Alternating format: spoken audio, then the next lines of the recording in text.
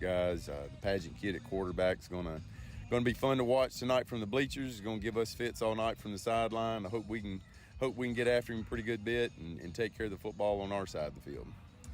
Certainly. And now looking back at last week against Poplarville, this was a kind of an abnormal showing for West Jones offensively, in which case you had all season long really established the run and gotten your touchdowns from guys like Elijah Jones. What was different last week in that low-scoring Poplarville affair?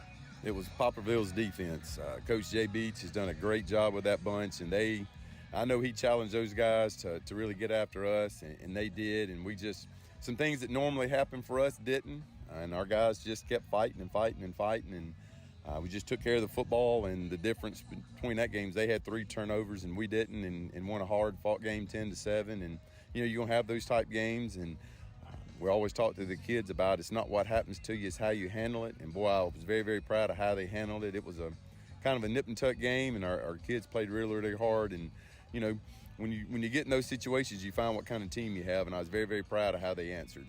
Now, looking at Jackson Prep, this is a very balanced team offensively. Good rushing attack, good passing attack as well. What stands out to you about Prep and just their team in general? How hard they play. I know on defense they roll in about 18 to 20 guys in their rotation, and those guys play so hard. I talked with Coach Goodwin on Tuesday, and I said, what do you put in your kids' Gatorade for them to play that hard? Those guys play so aggressively and so pissed off. They're like you just knocked over a wasp's nest, and they're just attacking. And that's what we're going to have to match their effort on both sides of the football. They have always done that as long as I've kind of been in coaching in Mississippi and watching film of them when they play different people. And in the same thing this year. Boy, they play really, really hard for each other in this school. And if we don't match their intensity tonight, it's going to be a rough one for us. How do you feel that Hudson Pierce has developed as a quarterback since coming into week 3 of the season? Man, he's been thrown into the fire because as I said earlier, when we moved him to defense and after the season was over, and because we're losing so much and really didn't get a lot of reps in the summer and stuff, and our younger backup, he's not ready. He's not just such a good job. He's right back into that role and doing what he's supposed to do. Very sharp. He's getting better each and every week. More comfortable in the passing game. Very, very confident in the run game. He's done a very, very good job. Very athletic and helps us move the chain. So hopefully he'll get a little bit better and take another step forward this week. And finally, Coach, I'll just leave this one open-ended for you to respond however you feel like. What can you tell us about Tootie? Tootie, we're looking at it from week to week. Still just going to let it heal up. If we can get it to heal and get him ready for district, we'll do that. So we'll see. We're going to play it by ear tonight. All right. Thanks so much, Coach. Appreciate it. Thank you. All right, that is head coach Corey Reynolds visiting with us pregame on our Covington County Hospital pregame show. More to come as it continues here on our Jones County Game of the Week on Super Talk Laurel 99.3. In sports, every point counts, and at Alpha Insurance, we know when it comes to your budget, every dollar counts. That's why we work to get you the lowest rates and best discounts available. Plus, every Alpha policy comes with personal service from our hometown team. Call Alpha to start saving today. In Laurel, call Alpha agent Justin Zachary at 601-649-4100 or stop by our office at 1021 Highway 15 North and see the Alpha difference today. For over 50 years, Howard Industry has worked to make this community a great place to live, work, and play. From football to basketball, baseball, tennis, softball, soccer, golf, and volleyball. They support local schools and athletic programs. To the Laurel High Tornadoes, the Northeast Jones Tigers, the South Jones Braves, the West Jones Mustangs, and the Laurel Christian High School Lions. Have a great season from Howard Industry. Looking for a trusted family-owned car dealership? Look no further than Cannon Motors of Laurel. For over 57 years, we've been your go-to destination for quality vehicles. Located on Highway 15 North in Laurel, we offer a wide selection of cars, trucks, and SUVs to fit your needs. And our top-notch service department is here to keep you on the road, servicing any make and model. Call us at 601-651-4697 or visit our website, nobodybeatsacannondeal.com. Remember, nobody beats a Cannon deal. Nobody. Playing defense doesn't have to be something you do with your bank. On the Community Bank team, our strategy is simple. We're here to cheer you on through every financial play call and every savings celebration. With over 100 years of knowledge and experience, our playbook knows when to run a blitz, call an audible, or throw a monetary Hail Mary. No matter what banking services you need, Community Bank is ready to coach you through it. Community Bank, committed to our community. Member FDIC.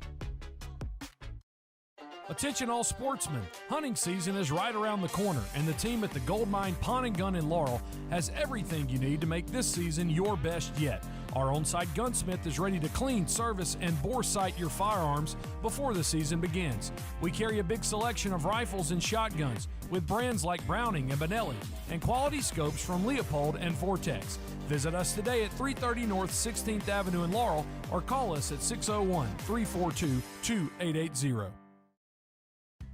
Discover Covington County Hospital's Swing Bed program, offering comprehensive care for patients transitioning from acute hospital care to home. With a focus on rehabilitation, we ensure a smooth journey back to your home environment. Recognized by CareChecks as #1 in the market for overall hospital care and #1 in the market for overall medical care. Choose Covington County Hospital's Swing Bed program, where your health care matters. Back now to the Covington County Hospital pregame show. This is the Jones County Game of the Week on Super Talk Laurel 99.3. Welcome back to Patriot Field in Flowood, Mississippi, as we continue our countdown to the Jones County Board of Supervisors kickoff as part of our Covington County Hospital pregame show. Caleb Hamill, Brett Bouchelon with you. And Brett, it is turning into a fabulously beautiful night here in Flowood. We got a beautiful sunset across the way. Sun had been beaming in our face for a little bit as we started to go live, but man, it is cooled off. Sky looks beautiful. It's about to be dark, and we'll play under the lights here momentarily, but should have some good weather tonight.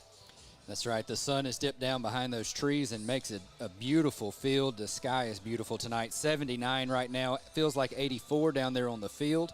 There's no rain in the area and none expected over the night. We'll be dipping down to about the mid-70s as the night goes on, but really no wind to speak of either. That's good for special teams and the aerial attack as well. And this prep team that we've talked about, they're a team that will run the ball. They'll throw the ball as well. Parker Puckett, 72% passing on the year. He's got 15 passing touchdowns and nearly 1,200 yards through the air. And guys like Major Quinn and Gardner Young, as well as John Ed Maddox, are some of his top targets. 7 TDs for Gardner Young this year and 382 yards. He'll be a big target. Watch out for number 11, as well as Major Quinn, number 5. It's definitely going to be a big test for the secondary of West Jones tonight. They're going to have to stay with those receivers and deflections. Hopefully they can steal one tonight. They're going to need a turnover or two and get them off the field. Yeah, it's going to take talent from guys like Johnny Hilton, who we've seen make a couple plays in the secondary for West Jones this year. A couple picks already on the season. Damian Keys plays at corner some. He'll be called upon, and a couple others as well. But you mentioned the front four being the biggest part of West Jones' key to victory tonight. I've learned to stop asking Coach Reynolds keys to the game because it's the same 6 things every single time. That's right, the same 6 things. Got to block, tackle, throw, catch, kick, and cover, and play with relentless effort for 6 to 8 seconds. 6 seconds, that's right. And so that's his keys to victory, but you definitely think it's going to be a game one of the trenches, especially with West Jones' defensive front. I do. Tonight, I think that all keys, the defensive keys, are going to be that front four. If they are able to win the battle in the trenches, get pressure on Parker Puckett, contain him so he can't rush, make him make quick decisions tonight, I think that bodes well for the West Jones defense. And evidently people have had their eyes on West Jones' defensive line for a while as well, because that helped decide at least one spot of the Bernard Blackwell All-Star game between the North and the South, and also West Jones with an appearance in the Miss Al game coming up. That's right. Running back Elijah Jones was selected for the Mississippi All-Star team to go play in the Mississippi-Alabama game. And then also a few other Mustangs, Ty Xavier Hopkins and Javion Wilson, selected for the South All-Stars to play in the North-South game. And then head coach Corey Reynolds and assistant coach David Parker also coaches on that staff for the North-South All-Star game. Some hefty guys selected from West Jones. We know how to feed them up in Jones County. Big running back in Elijah Jones, 6'2", 230, and then defensive lineman Ty Hopkins and offensive lineman Javion Wilson. And hats off to West Jones also for having 2 coaches selected to help out with the North-South game, because that's kind of a rarity to see 2 from the same school. Normally you'll see 1 and then maybe a scout coach here or there, but a pretty big honor for the Mustangs to have not just some members on the Miss Hal game and Bernard Blackwell All-Star game, but also have coaches involved too. Yeah, have players from all over the Pine Belt on the Mississippi All-Star team. We see Deuce Vance from Hattiesburg, Keelan Deere from Quitman as a running back, Tyree Barnett from Hattiesburg. We're just going down the list here. Kylan Lindsay from Laurel. On the linebackers list, Malachi Henderson from Oak Grove, Andrew Maddox from Oak Grove, Kevin Otis from Hattiesburg. And then on down the list, we have Evan Knoll, the St. Stanislaus kicker who made the 61-yarder a few weeks ago. And just about all these guys, minus the St. Stanislaus kicker, we've seen this year or are about to see at some point. Deuce Vance we're going to see again later this year when West Jones plays Hattiesburg. Speaking of which, we talked about the Quitman running back. We'll have him to look forward to next week, although you'll be out. We'll have fill in your spot up there. And we should be looking forward to a good meeting between Northeast and Quitman. We'll actually have back-to-back weeks of Northeast Jones on Super Talk Laurel 99.3. But should be a good meeting here tonight as we, again, have all been looking forward to this meeting between West Jones and Jackson Prep. Meeting where the Mustangs never gave up a touchdown to Prep. It was the first time in a really long time. I believe it was about 12 years since Jackson Prep has been held without a touchdown. They did make 2 field goals, so they weren't held scoreless. But I believe it was about 11, 12 years since they had been kept out of the end zone. We are still counting down to our Jones County Board of Supervisors kickoff. Jones County Board of Supervisors excited for another great football season in Jones County, and they wish all the athletes the best of luck this year. If West Jones gets into the red zone, that's brought to you by Pasquale's. For fresh handmade pizzas, giant calzones, and succulent pastas, Pasquale's has the best Italian food around. For the best pizza in the Pine Belt, visit Pasquale's today. All West Jones sacks tonight are brought to you by LS Rock and Dirt. If you need rock, dirt, sand, or gravel for your upcoming project, give Levi a call at 601-340-1270. They can handle any size project that you may have. That's LS Rock and Dirt. All turnovers tonight brought to you by Jim Clark at State Farm. Insurance is vital. With something so important, don't trust anyone other than your good neighbor Jim Clark at State Farm in Ellisville. Let Jim create your personal price plan today. Like a good neighbor, State Farm is there. And throughout tonight's contest, you'll also have some scoreboard updates brought to you by Goldmine Pawn and Gun, your local firearms dealer on 16th Avenue in Laurel across from Piggly Wiggly. When we return, the coin toss and the kickoff. Right now, we'll take the timeout. This is the Jones County Game of the Week between West Jones and Jackson Prep on Super Talk Laurel 99.3.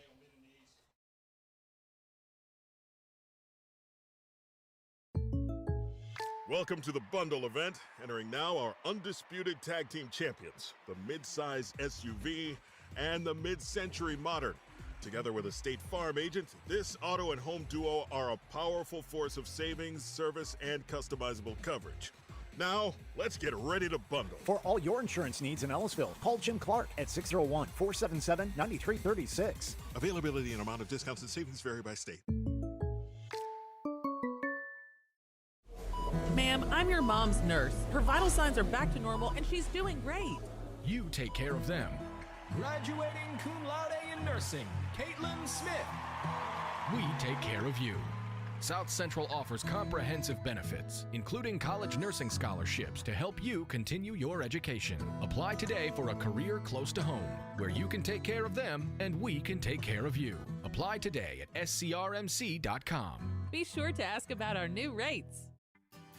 Ready to tackle your outdoor projects? Head to Phillips Building Supply in Laurel for the best in outdoor power equipment. We've got steel mowers, trimmers, chainsaws, and blowers. Everything you need to keep your yard in top shape. Whether you're trimming, cutting, or blowing, Steel's gas and battery-powered tools make the job easier and faster. Visit Phillips Building Supply on Highway 15 in Laurel. Phillips Building Supply, your builder's supermarket since 1954, and so much more. Calling all Braves, Lions, Mustangs, Tornadoes, and Tigers. Football season is here, and so is good food season at K-Rocks in Ellisville. Our hand-breaded chicken tenders, delicious shrimp po' boys, homemade lemonade, and world-famous chicken on a stick are sure to satisfy your cravings. We have everything you need to make your Friday night tailgate the talk of the town. So before you head out to watch the Friday night lights, stop by and see us on Highway 11 next to Jones College in Ellisville. K-Rocks, good food, oh yeah. Do you need rocks, dirt, sand, or gravel delivered for any of your home or business projects? LS Rock and Dirt is your trusted local supplier for all the above. We have enjoyed serving Jones and surrounding counties for the past 5 years and appreciate your support. Find us on Facebook at LS Rock and Dirt or the web at lsrockanddirt.com or give us a call at 601-340-1270. Laurel and Jones County are a hotbed of athletic talent, and the Jones County Board of Supervisors is proud of it all. The Jones County Board of Supervisors, T. Larry Dykes, Phil Dickerson, Tommy Posey, George Walters, and Joey Bradshaw wish a successful and safe season to all our student athletes and athletic teams. Whether you're a Mustang, a Tornado, a Brave, a Tiger, or a Lion, best of luck from the Jones County Board of Supervisors.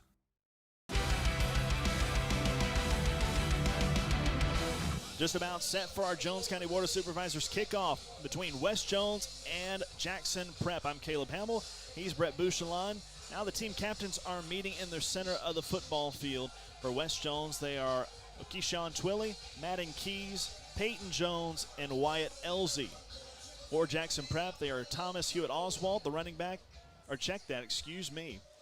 They are Matthew Parker, Jack Carter, Demarion Tyler, and Robert Watson, all linemen on the Jackson Prep side, except for Demarion Tyler, who's a wide receiver and defensive back.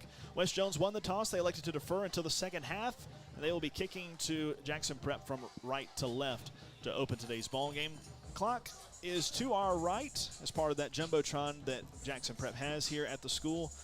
But one big addition that will go unnoticed to anybody else that is having their first visit here, they have play clocks now.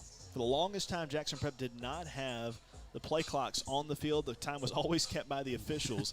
And so tonight we are blessed to have visual on those finally. I believe it became a requirement as part of the MAIS ranks, especially in 6A.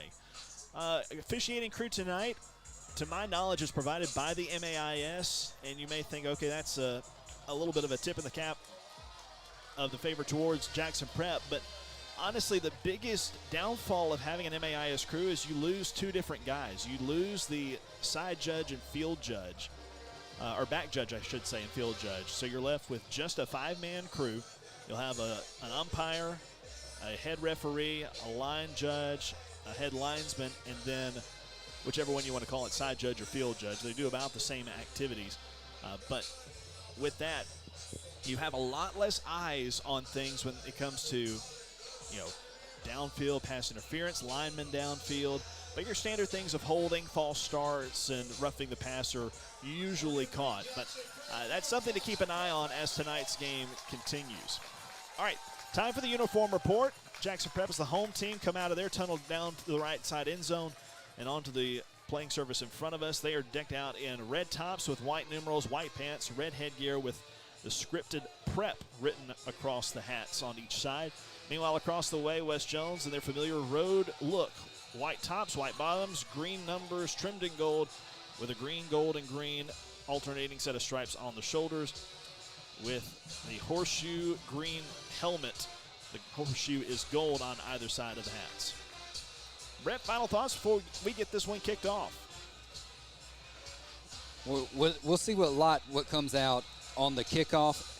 Field position is going to play a big part tonight, so West Jones is going to want to keep Jackson Prep behind the sticks and pin them back deep. We'll see what happens off the kickoff. But this first possession, we're going to see a lot of how this West Jones defense is going to respond to Parker Puckett.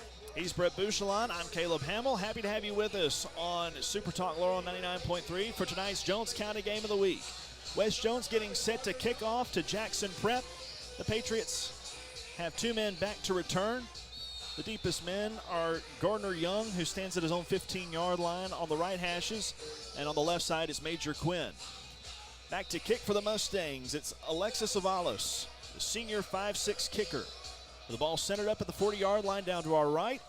Left footer approaches the ball, kicks this one end under Wren style, and it's taken at the 10-yard line by Major Quinn. Brought the left side hashes up to the 30 and is tackled from behind along the waistband at the 35-yard line for a 25-yard return. Tackle there by number 4, Harrison Pierce. The junior linebacker comes in to make the tackle. Ball will be spotted right, it looks like right on the 35-yard line. And so we'll get our first taste of Jackson Prep's offense.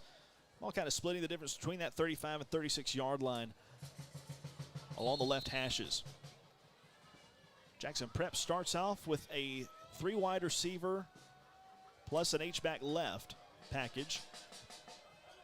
And a running back to the right. Fake the handoff to Gideon. Puckett wants to throw complete to the left flat and out of bounds just past the 40-yard line to about the 43. That was number 22. That's John Ed Maddox, one of their top targets. He's a tight end. In coverage there, making the tackle, number 15, Chance McClinton, senior defensive back, playing, looks like the secondary's playing in more of a zone coverage on that play. 8 yards on the play there for Maddox. 2nd and 2. Puckett hands the ball off straight ahead. Wes Jones meets him at the point of attack, and it's close to a first down. After the handoff went straight ahead to Cole Gideon. And they will give him enough for the first down. A perfect 2 yards that he needed is enough to move the chains. Tackle by number 40, Braden Nance, the middle linebacker coming up to make the tackle. Zachary Patterson also on the stop for Wes Jones. 1st and 10, Patriots from their own 46-yard line going left to right. 3 receivers to the right. Fake the handoff, throw down towards the right hash. It's bobbled and nearly intercepted, but incomplete. Trying to look up with Gardner Young. That was Johnny Hilton there coming in from the safety position, almost getting the interception, just bounced right in front of him. The first incompletion for Jackson Prep. Clock at 11:17 in the scoreless ball game here in the first quarter. 2nd and 10 from the 46. Back to pass, Puckett. Pocket collapsing, throws to his running back out of the backfield. Pass received and first down earned along the left sideline as going out of bounds to the 41-yard line is Cole Gideon. Was tackled by Chance McClinton again, coming up to make the tackle on the running back. The running back just kind of slipped out of the backfield and was wide open to make the play. And a linebacker that would have covered him ended up being in the backfield trying to tackle Puckett, and Johnny Hilton had to run him out of bounds. 1st and 10, Patriots going left to right at the Mustang 42. Puckett fakes the handoff, wants to run it himself up the middle. He's got the 35 and boulders forward all the way to the 33-yard line. Close to a first down, he picks up 8. Puckett had a really nice hole in between the guard and the tackle, fakes the handoff, and just runs through the hole. That looked like a designed quarterback run. Yeah, just the straight shoulder fake, not even an extension of the ball, just a full quarterback run the whole way. Again, he picks up 8, 6th play of the drive, 2nd down and 2 for Jackson Prep in Mustang territory. Puckett fakes the pitch, wants to run to the right side off tackle, gets to the 32, and that's all he needed to get the first down. And they should move the chains yet again. Harrison Pierce coming up to make the tackle. Was able to get him from the side, but not quite enough to stop him from the first down, so another Prep first down. Back-to-back runs for Puckett and another first down for Prep. They're moving in Wes Jones territory at the 31-yard line. Look at the sideline for the play. Now they get set in formation. 3 receivers tight in formation left. They swing it out to Cole Gideon on a pass. He gets up to the 30, popped and rolled down at the 28-yard line, which is only a gain of about 3, and it's probably the best that Wes Jones has kept kept Jackson Prep from getting positive yards so far in this drive, minus the incomplete pass. A little bit different formation on that play. They brought in the 3 wide receivers in tight for an extra blocker. Now they'll spread them out, have a receiver to the right, H-back and a receiver left. Snap to Puckett, pull the handoff back, wants to throw to the right side. Pass caught by Quinn at the 17-yard line. He takes it down the right hashes all the way to the 8-yard line before Johnny Hilton pins him down, and it's going to be 1st and goal Jackson Prep. Major Quinn, he runs the route out to the sideline and then comes back, finds the soft spot in the defense, catches the ball underneath the defensive back. 1st down and goal Jackson Prep. Again from the 8-yard line on the right hash, they'll have Wishbone set in the backfield, one receiver out wide to the left of the numbers, and before the snap gets underway, a whistle sounds and a flag thrown by the near side official, and it looks to be offsides against West Jones. That is the indication from the official here on the sideline. Prior to snap, offsides, defense, half the distance to the goal, still first down. So as you heard, that's going to be half the distance to the goal. Ball now spotted inside the 5. They're going to set it down right at the 4. 8th play of the drive coming. One single receiver out to the left. That is Sean Michael Odom. Run goes right up the middle, and no signal yet. Referees coming in, and they have not signaled touchdown yet. The ball is spotted inside the 1.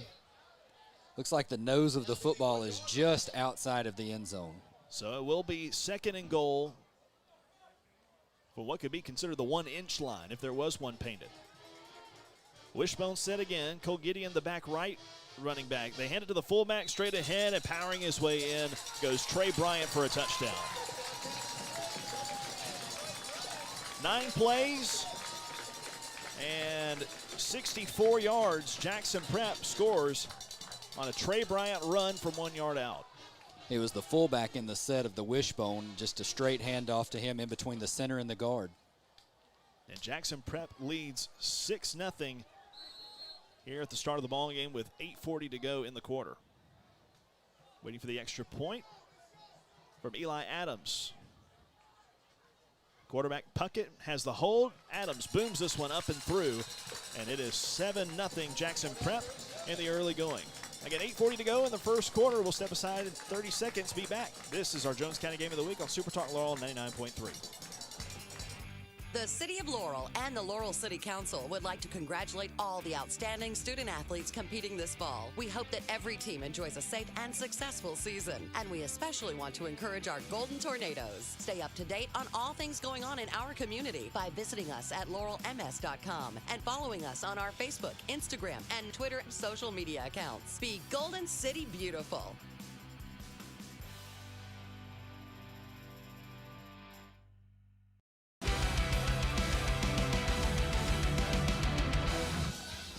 Eight minutes and 40 seconds to go in this first quarter. Jackson Prep leads West Jones 7-0. Kickoff will be by Eli Adams with the ball teed up a yard inside the left hashes. Deep man for West Jones is Deion Graves, standing inside his own 5. He'll kick this one Graves' way, but it's over his head and sails 9 yards deep in the end zone for a touchback. We owe you a station break. Let's pause 10 seconds. You're listening to the Jones County Game of the Week. This is the Jones County Game of the Week on Super Talk Laurel 99.3. WLAU Heidelberg Laurel. Super Talk, Mississippi.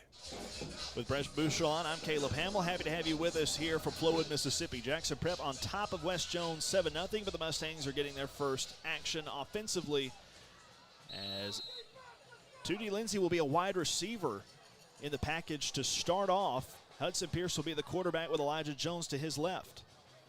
Shotgun backfield, handoff goes to Jones through the right side of the line to the 21, but the hole is plugged immediately, and Jackson Prep limits Jones to just a 1 yard gain.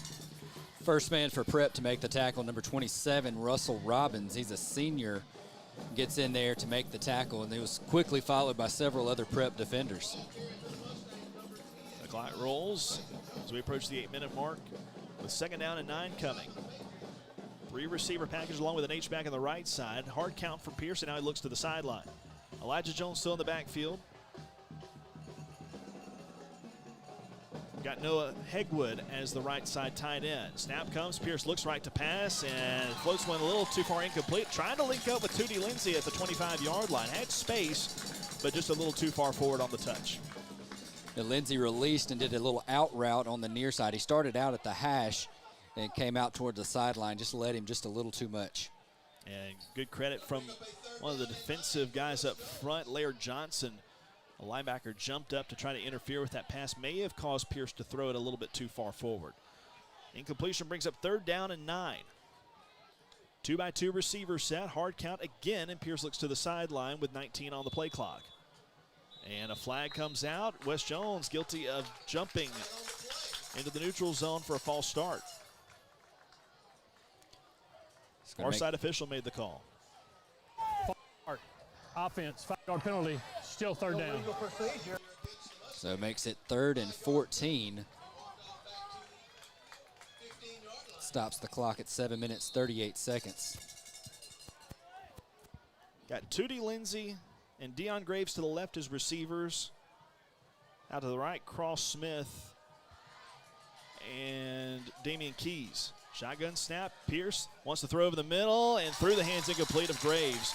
Would have been short of a first down had he been stopped where he caught it, but he had a little bit of green in front of him. And if that one's a little bit more on target, you may be looking at a West Jones first down, but instead now it's 4th and 14. Just a little bit too tall for Graves. He had to jump up and it went off his fingertips. Big win for Jackson Prep to force the 3 and out. West Jones only got 1 yard of offense, and then we're backed up 5 yards for the penalty. And now will be forced to punt. Back to return, Major Quinn standing at midfield and now backing his way up. Waiting for it from Leo Stinson, who will be the West Jones punter.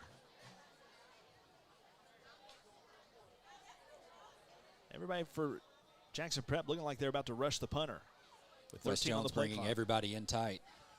Snap pulled down. Punt is blocked. Loose on the ground. Prep picks it up and falls down inside the 5-yard line. The rush was on for the right side edge. It may have been Russell Robbins, number 27, that made the block. We'll get a look at it again on Jackson Prep's replay.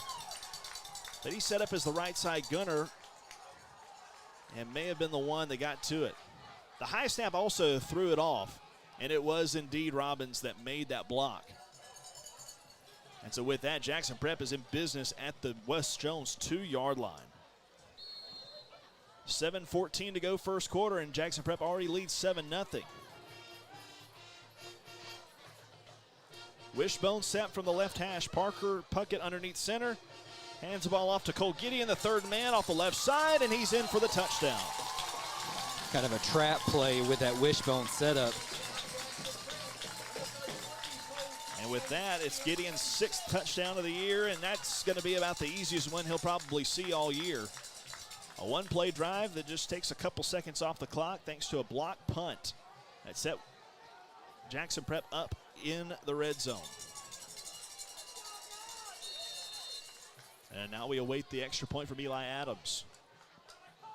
13-0 Jackson Prep with 7:09 to go first quarter. The snap to Puckett is down. Kick away by Adams is true. 14-0 Jackson Prep leads with 7:09 to go in the first quarter. We'll be right back. You're listening to the Jones County Game of the Week, Super Talk Laurel 99.3. Need a ride? At DJ Transit, we know not everyone is equipped for life's unforeseen events. DJ Transit can get you there. Our drivers are professionally trained on vehicle operation, safety, and customer service. Our impressive fleet consists of ADA-compliant vehicles, well-maintained and operated by certified drivers. So when you need a ride, make the right call, 601-682-0701. Choose DJ Transit, djtransitinc.com.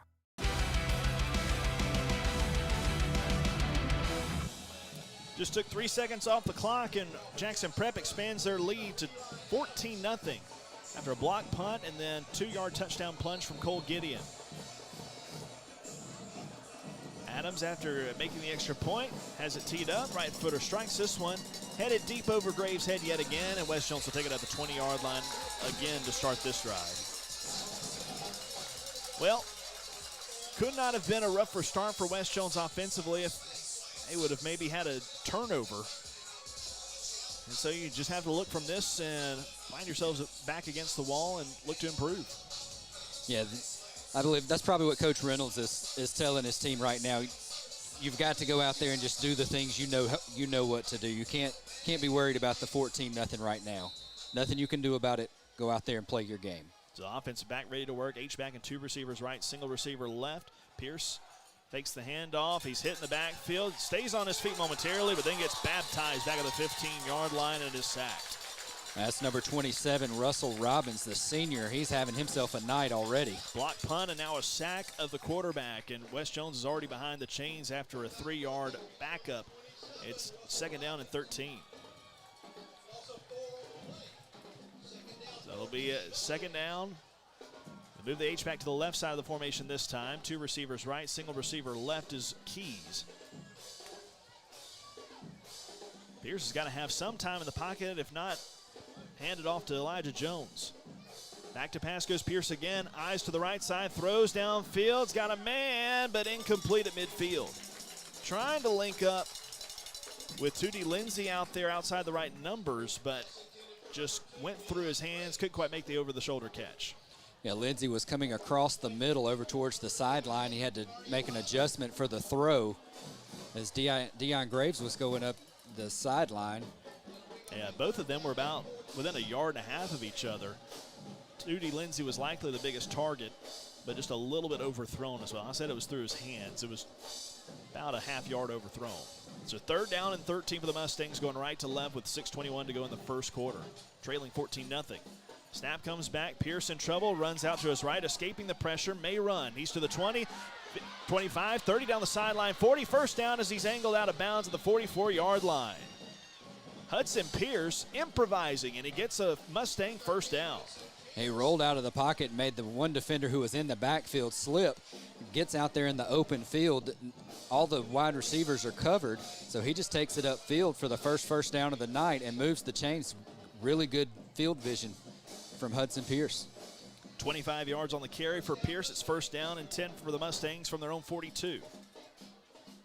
They send a man in motion from left to right. That's Hegwood. Pitch it out of the backfield to Jones. He's trapped back there and cannot get free all the way back to the 37-yard line where he's tackled for a loss of 5 yards. Good penetration up front from Jackson Prep defensively. That was number 67, Jay Allen, the senior defensive lineman who was in the backfield before the pitch was even made. Give Jackson Prep credit. They've got a lot of size up front, and they can get back there in a hurry. As soon as Elijah Jones grabbed the ball, he was looking at a defensive lineman in the face. 3-by-1 receiver set. Jones to the left of Pierce, who takes a hard count again and looks to the sideline on 2nd and 15. 15 seconds left to get the play off. 5:30 to go in the first quarter. No heat timeouts now that we're in the month of October. Snap comes. Pierce, quick pass to the right side and dropped. Would have been a 5-yard gain, but Graves could not keep his hands on the football. And Graves in soft coverage there, turns around and hit him in the hands, just couldn't hang on to it. Looks like he would have gotten a few yards after the catch as well had he made that.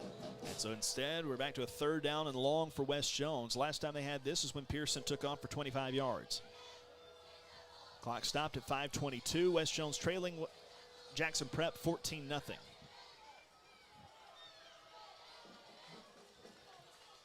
Third down play, back to pass. Pierce has some time, now pressured, rolls right, throws underneath, and throws at the feet of his receiver, incomplete. Just kind of getting rid of that one, avoiding a sack. Yeah, all the receivers downfield were covered and nowhere for him to go, so he just had to throw it at the feet of a receiver. And so the West Jones does pick up a first down, kind of a lucky one at that. Forced to punt on 4th down and 15 from their own 37-yard line. Jackson Prep blocked the last one. Let's see what they do here. Tootie Lindsay is the guy that's guarding that outside man that blocked it last time. Check that, not Tootie Lindsay, that is actually Madden Keys. And now he'll move again closer to the formation, that gunner in Russell Robbins. Snap comes back. They get it away this time. End over end kick, bounces at the 30, takes a Mustang roll. Major Quinn retreats to try to get it, picks it up on the bounce of the 15-yard line, retreats back into his own 10, tries to come up the right side hashes to the 20. He's angling towards the middle, popped at the 22-yard line, and a flag comes out as he's hit and tackled. So I'm not sure what the flag's going to be on the tackle. May have led with a helmet there on that tackle. It was a pretty quick flag as soon as the tackle was made. I believe Johnny Hilton was the one that made that tackle. We will get the official call here in just a moment. But the flag is thrown right there where the football was spotted at the 22. Looking at it on Jackson Prep's replay. Major Quinn was just trying to do anything he could reversing field. The only thing I can think of is a blindside block, and that may have been it. I didn't see anything nothing with the about head. The hit. Official's going to run over and talk to Coach Doug Goodwin about it. That's the head coach on Jackson Prep's side. But he, I believe, is asking about how do you want to assess this penalty. It's one of two conversations, either how to assess the penalty or what's happening to one of his players. One, there's an illegal formation on the kicking team. They'll redo it, and there was also a block in the back on the return team. So those fouls offset, and we'll have a re-kick. That's what he was asking. Does he want to just take it where it is or make them re-kick it? Yeah, because you could technically enforce both of those.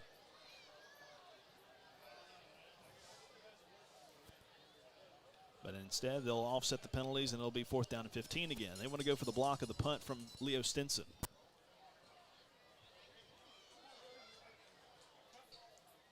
Not sure why they're marking off the penalty if the foul's offset. That is curious. Makes no sense to me unless they said it was a false start. Nevertheless, okay, it's going to be 4th down and longer. Stinson stands behind his own 20. Everybody tight to the formation from the defensive side. Leo Stinson pulls down the snap, puts this one in the air. Quinn gathers it at the 33, takes it up the middle, escapes 2 tackles to the right side, 45 to midfield, angling towards the right, and he's tackled along the boundary at the West Jones 47-yard line, but a flag is down right behind where it happened, and now a late flag at the end of the play as well. The first flag's going to be a hold against Jackson Prep. And the next ones could be either against the bench area or against some player that was at least over there after the play was over. I did see a West Jones player come on to Prep sideline trying to get his player off of the sideline, but I didn't see any extracurricular. Holding on the return team. 10 yards from the spot of the foul. It is a 1st down. And nothing to mention about the flag at the end there. So it'll just go against Jackson Prep, 10 yards from the spot, which was about the 49-yard line on the West Jones side. So it should back it up 10 yards from that mark to about the 41. And now they're marking off all the steps. It's 14-0 Jackson Prep, and they have the football with 4:32 to go in the first quarter. Ball will be spotted with the nose of the football on the 40-yard line in Prep territory on the near side hash. Parker Puckett will have 2 receivers behind left tackle and then a single receiver out wide to the left. Handoff goes up the middle. Trey Bryant, the carrier, and he gets up to the line of scrimmage and maybe up to the 41, but that's all. About a 1-yard gain. Tackle by senior defensive lineman Zachary Patterson. Crashes down and gets the tackle in the backfield. They're going to give him forward progress, though, a gain of about a half a yard. Yeah, we'll call it 1 second down and 9 coming now for Jackson Prep, going left to right. Appreciate Matt Reed helping get us on YouTube tonight with our audio synced up to Jackson Prep's camera, thanks to the Patriot live stream crew as well. Handoff goes off the right side, and there's not much there. Maybe another yard for Thomas Hewitt Oswalt, the new running back, getting up to the 42-yard line for another gain of 1. Johnny Hilton coming up from the safety position to clean up the tackle.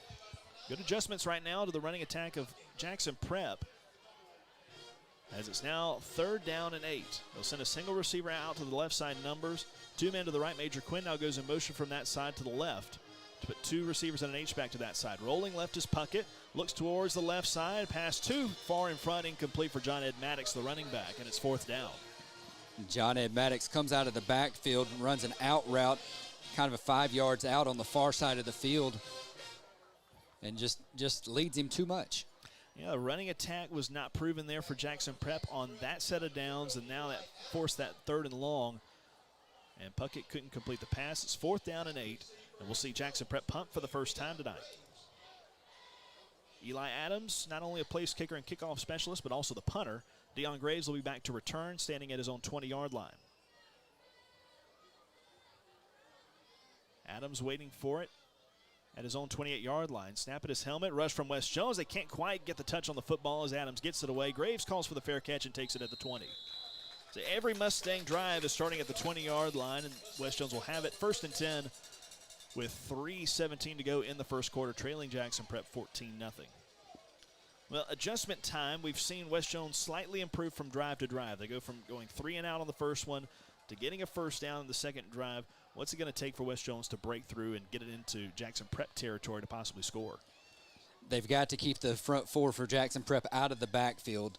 They've got to give Pearson Jones some time back there. Let Jones be able to get behind his pads before he starts running. From the 20-yard line, West Jones operating right to left, first down. Snap to Pierce, handoff goes to Jones off the left side, and he gets about 1 yard before he's tackled around his ankles at the point of attack.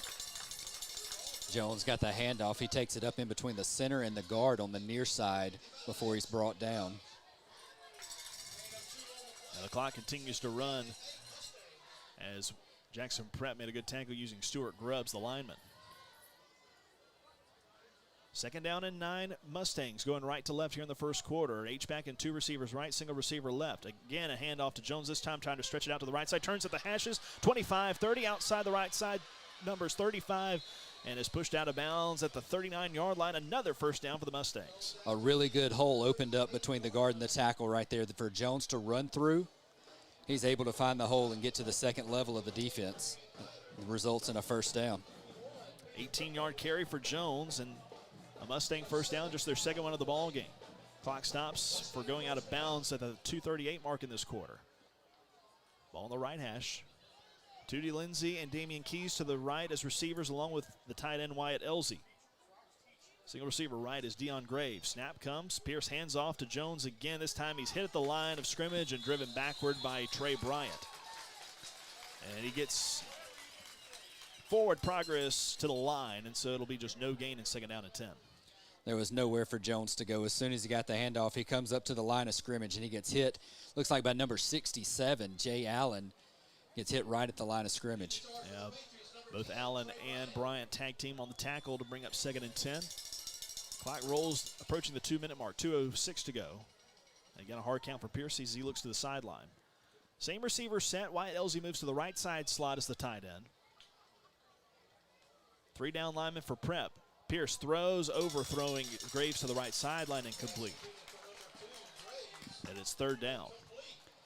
Was overthrown, and one of those defensive linemen got those big hands up in the air, so Pierce may have had to adjust his throw. Yeah, certainly had to adjust.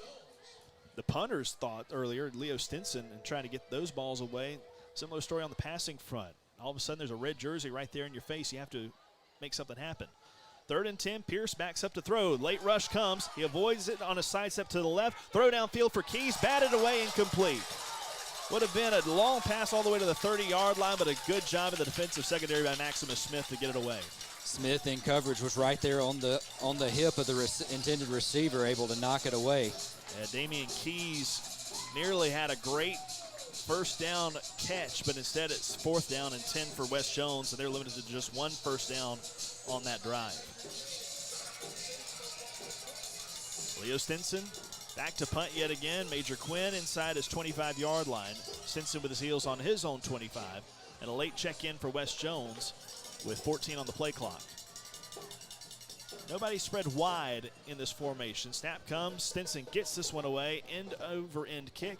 Quinn retreats to the sideline and grabs it along the left boundary at that 25-yard line. No return, and nobody getting credit for the tackle for West Jones as his momentum carried him out of bounds. And so with that, Jackson Prep will have their worst field position of the night, starting at their own 25 with 1:36 to go in the quarter, leading West Jones 14-0. Well, Brett, we saw a defensive adjustment for West Jones this last drive. I like to think that Prep's probably going to try to put this one in the air and test the secondary yet again. Probably so. The run game was kind of corralled last drive.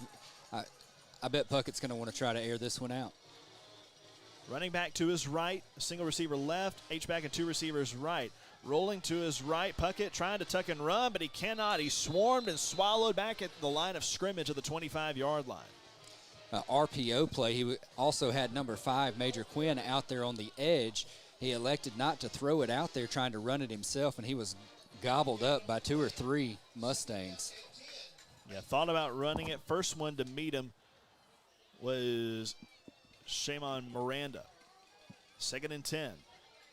4 down lineman for West Jones, back to pass. Puckett has time, throws to the right side, open but incomplete on the pass. Trying to link up with John Ed Maddox along the near side boundary at the 35, but just threw it a touch behind his receiver, and he only could get the left hand on it, turning back around. Yeah, Maddox was open, just kind of the underside of in front of the defensive back. Just couldn't bring it in. 3rd down and 10 after the incompletion. Clock stops at 1 minute to go in the quarter.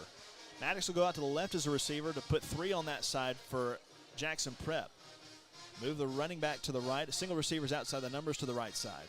Snap comes, fake the handoff, Puckett back to pass, stands tall in the pocket, throws to the left side, complete at the sticks, and a first down is earned after gaining 13 yards. John Ed Maddox, the target. This time he makes the grab.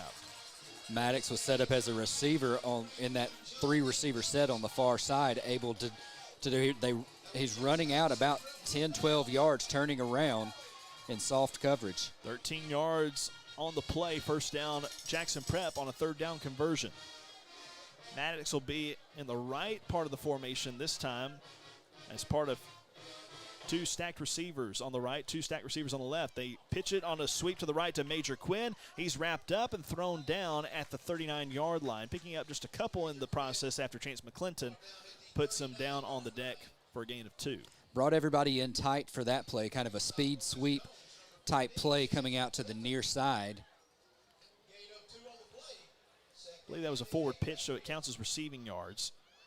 Second down and 8. Triangle receivers tight to the formation left, single receiver outside the numbers right. Shotgun snap. Puckett fakes the handoff, backs up to throw. Throws out of the backfield to his running back Gideon. Tries to stretch it out to the left side 40. Turns down the sideline 45 into the secondary 45 of West Jones and pushed out of bounds at the last moment. And another first down for Jackson Prep, no flags. And with 12 seconds left in the first quarter, clock is stopped, so they'll have at least one more play as Prep leads West Jones 14-0. The 44-yard line of West Jones. 3 receivers right, single receiver left, ball on the left hash. Puckett takes the snap, backs up to throw, has pressure, now throws deep down the left hashes, pass caught in stride, touchdown Prep. Gardner Young broke free down the left seam, had 2 defenders riding his back, but he escaped and caught the ball for a Jackson Prep touchdown. It is now 20-0. A 45-yard touchdown pass. He got behind the defensive backs, got it in with his fingertips. West Jones in trouble now. Trailing 20-0 with 3 seconds to go in the first quarter. Eli Adams on to attempt the point after. Snap back, hold down, kick is good. 21-0. Jackson Prep leads with 3 seconds to go in the first quarter. We'll hold it right here. This is some dangerous territory right now, Brett, and we saw earlier in the season with South Jones playing West Jones tight in that emotional ball game earlier this year. It was kind of the balanced attack from South Jones that was the Achilles heel of that West Jones defense. Right now, it's kind of proven to be a factor here with Jackson Prep and their offense tonight. Yeah, Jackson Prep, a talented offense, no doubt, but they've been able to find open receivers on the outside, kind of underneath the defensive backs, and that's been the majority of where they're gaining their yards. May have a look at some halftime stats. I'll run down to my friends a couple booths over. They keep a good stat record live during the ball game. Try to get an idea of just how lopsided this first half has been so far. We're only about 1 quarter old in it. 21-0, Jackson Prep leading West Jones. Adams with the ball teed up a yard inside the left hashes at the 40. Booms this one. It's had touchbacks all night, and that will not change here as this one lands 7 yards deep in the end zone on the tee in the Patriots painted in the right side end zone. And again, West Jones will have it at the 20-yard line to start the drive. Probably just one play left here in this quarter. Yeah, 3 seconds on the clock. 1st and 10 from their own 20-yard line. See what the West Jones offense can come out and do on this drive. Elijah Jones has made a couple men miss. It all is dependent on what the offensive line is able to do. But if West Jones becomes one-dimensional, Jackson Prep's going to key in on that run every single time. And before this play, we have a whistle and a timeout called. And it's going to be West Jones burning the timeout. So I tell you what, we'll go ahead and burn a 30-second timeout and be right back. Jackson Prep leading West Jones 21-0. You're listening to the Jones County Game of the Week on Super Talk Laurel 99.3. This year, we considered hiring an ad agency to help with our marketing. They pitched impressive visuals and a script that was inspiring. And exotic animal mascots to help grab your attention. In the end, we just decided to tell it to you straight. Shelter Insurance has award-winning customer service at affordable rates. Plus, our local agents are there to help you understand what coverage you need. See Joe Bryant on Highway 49 in Hattiesburg and Chuck May on Highway 15 in Laurel.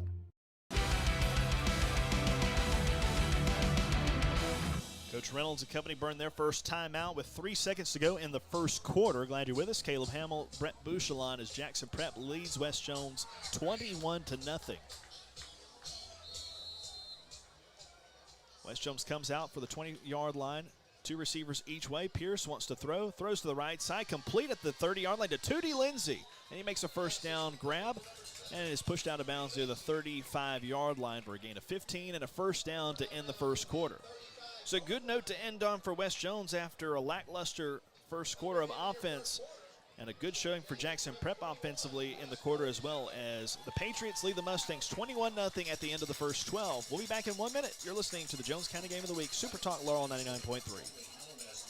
Craving a taste of Italy right here in Laurel? Look no further than Pasquale's. Indulge in our fresh salad bar, mouth-watering sandwiches, and delicious pasta dishes. Don't forget our famous pizzas and calzones, baked to perfection. Hosting an event? Our pasta and salad trays are the perfect fix for a hungry crowd. Come see us next to Piggly Wiggly or call us at 601-425-2351 to place your order today. Visit us for lunch or dinner and savor the difference. Pasquale's, Laurel's home for Italian delights.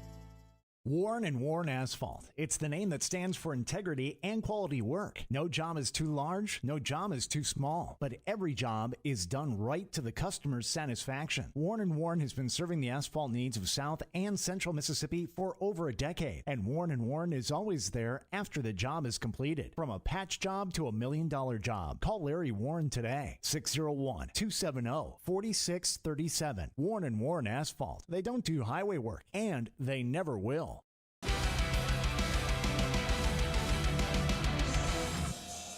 Start of the second quarter, West Jones trailing Jackson Prep 21-0. Mustangs with the ball, first down and 10 at their own 35-yard line, right hash mark. They now will operate left to right here to start the second quarter. Pierce and company come out to a 3 receivers to the left, tight end right package.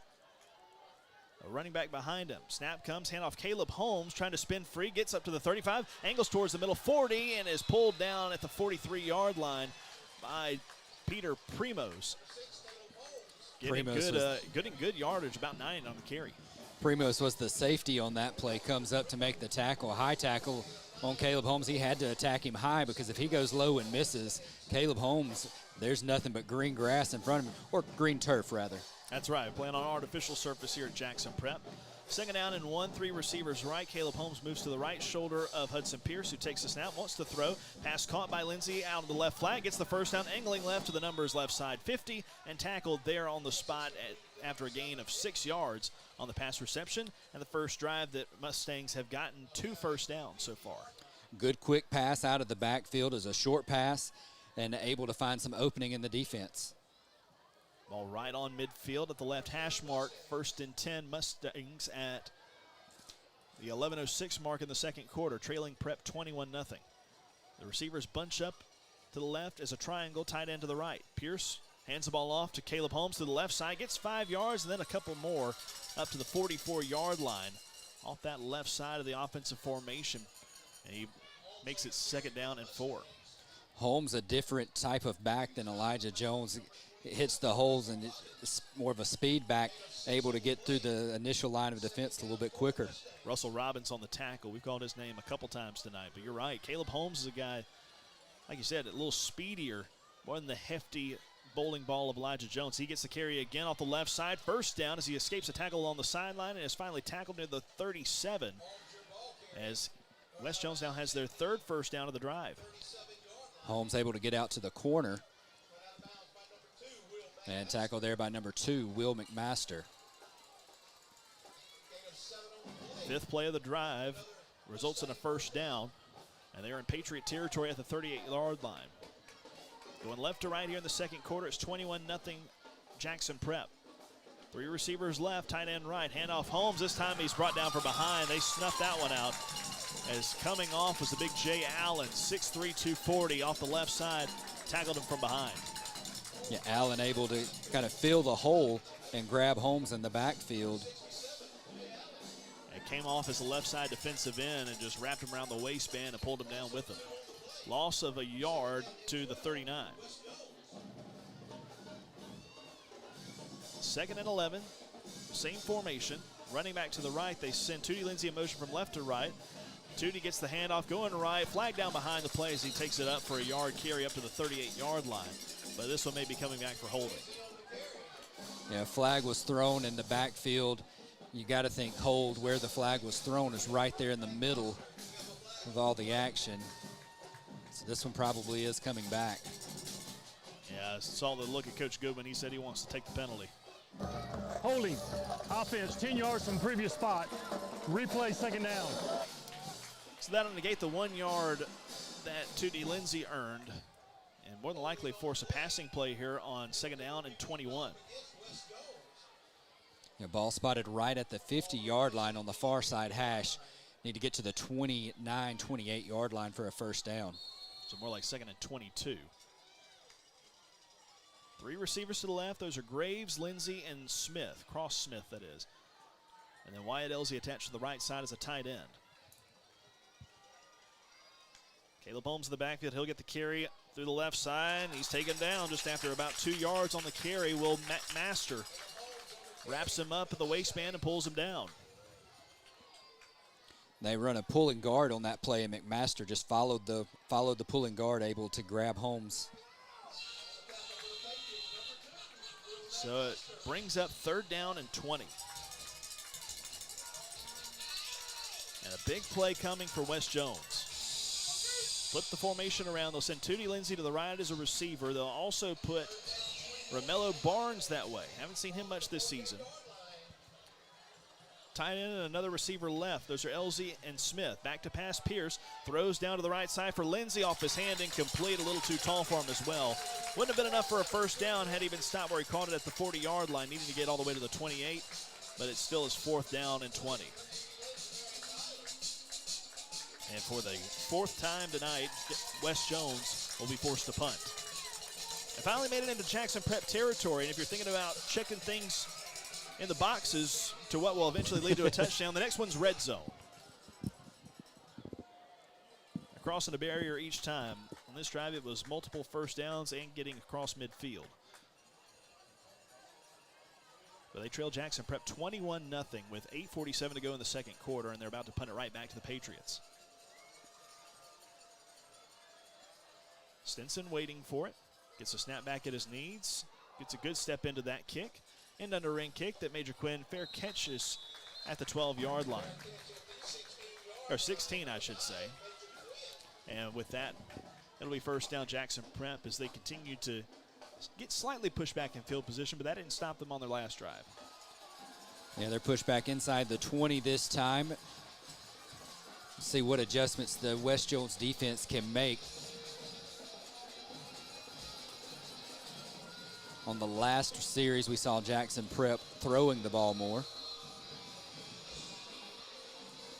We'll officially call it the 17-yard line for the start of this drive. Jackson Prep going right to left in their red jersey tops. Single receiver left. Tight end and receiver right. Handoff goes straight up the middle, and there's about a 3-yard gain earned by the Patriots before they are stopped, as that's Oswalt, the ball carrier. Looks like several Mustangs in on the tackle. Number 59, Zachary Patterson, as well as several other Mustangs. Gain of 3 to the 20-yard line. 2nd and 7 now for Prep. Ball still on the right hash mark, approaching the 8-minute mark.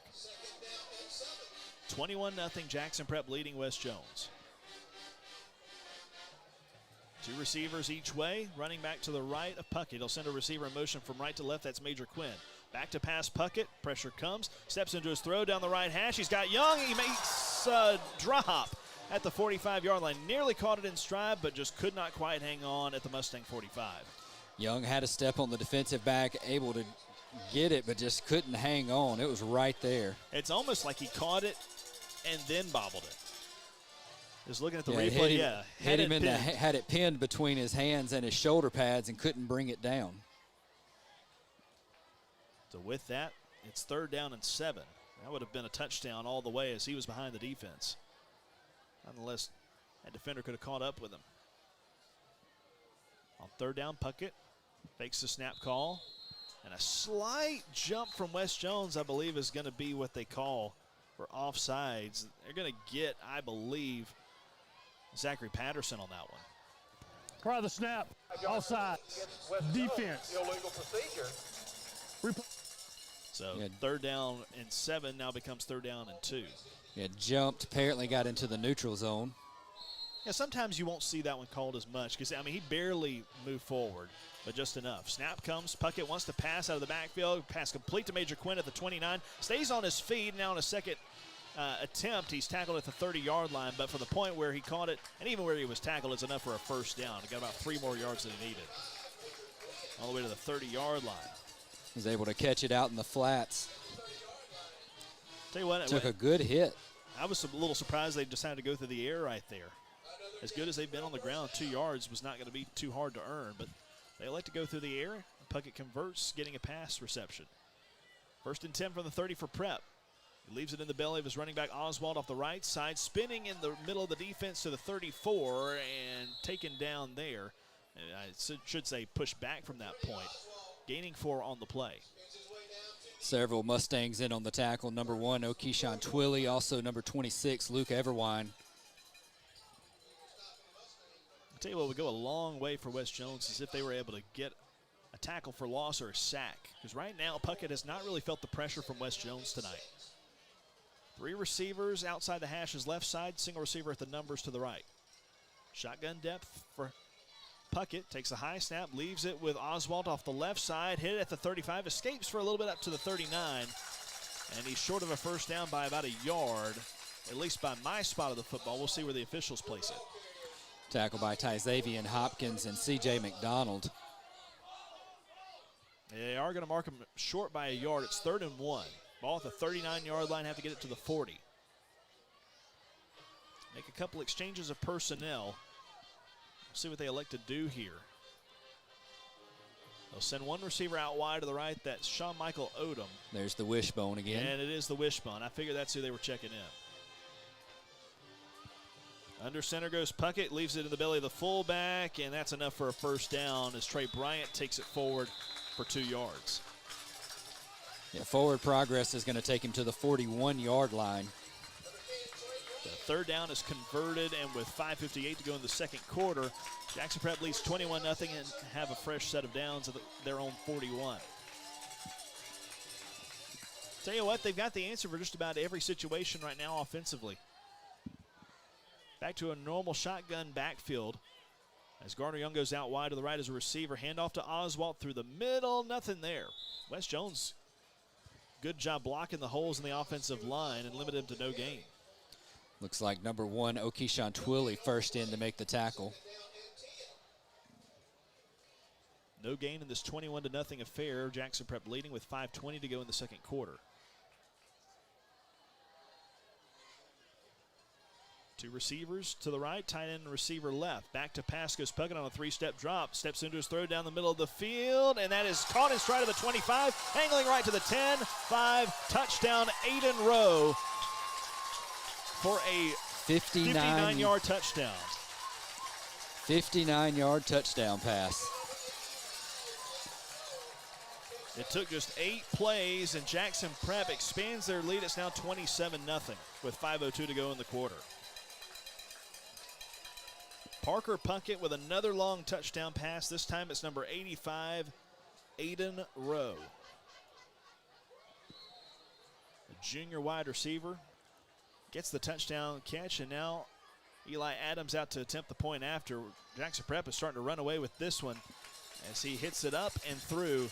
It is 28-0 Jackson Prep with 5:02 to go in the quarter. We'll step aside for 30 seconds to be back. This is the Jones County Game of the Week on Super Talk, Laurel 99.3. Sports Contractors in Hattiesburg has been creating top quality sports fields since 2014. We specialize in building and servicing natural and synthetic sports fields. Our service areas reach across the southeast United States. Our goal is to build quality fields and to make lasting relationships with our customers that will continue long after the project is complete. For information on how Sports Contractors Unlimited can build the field of your dreams, call 601-818-0070 or visit sportscontractors.org.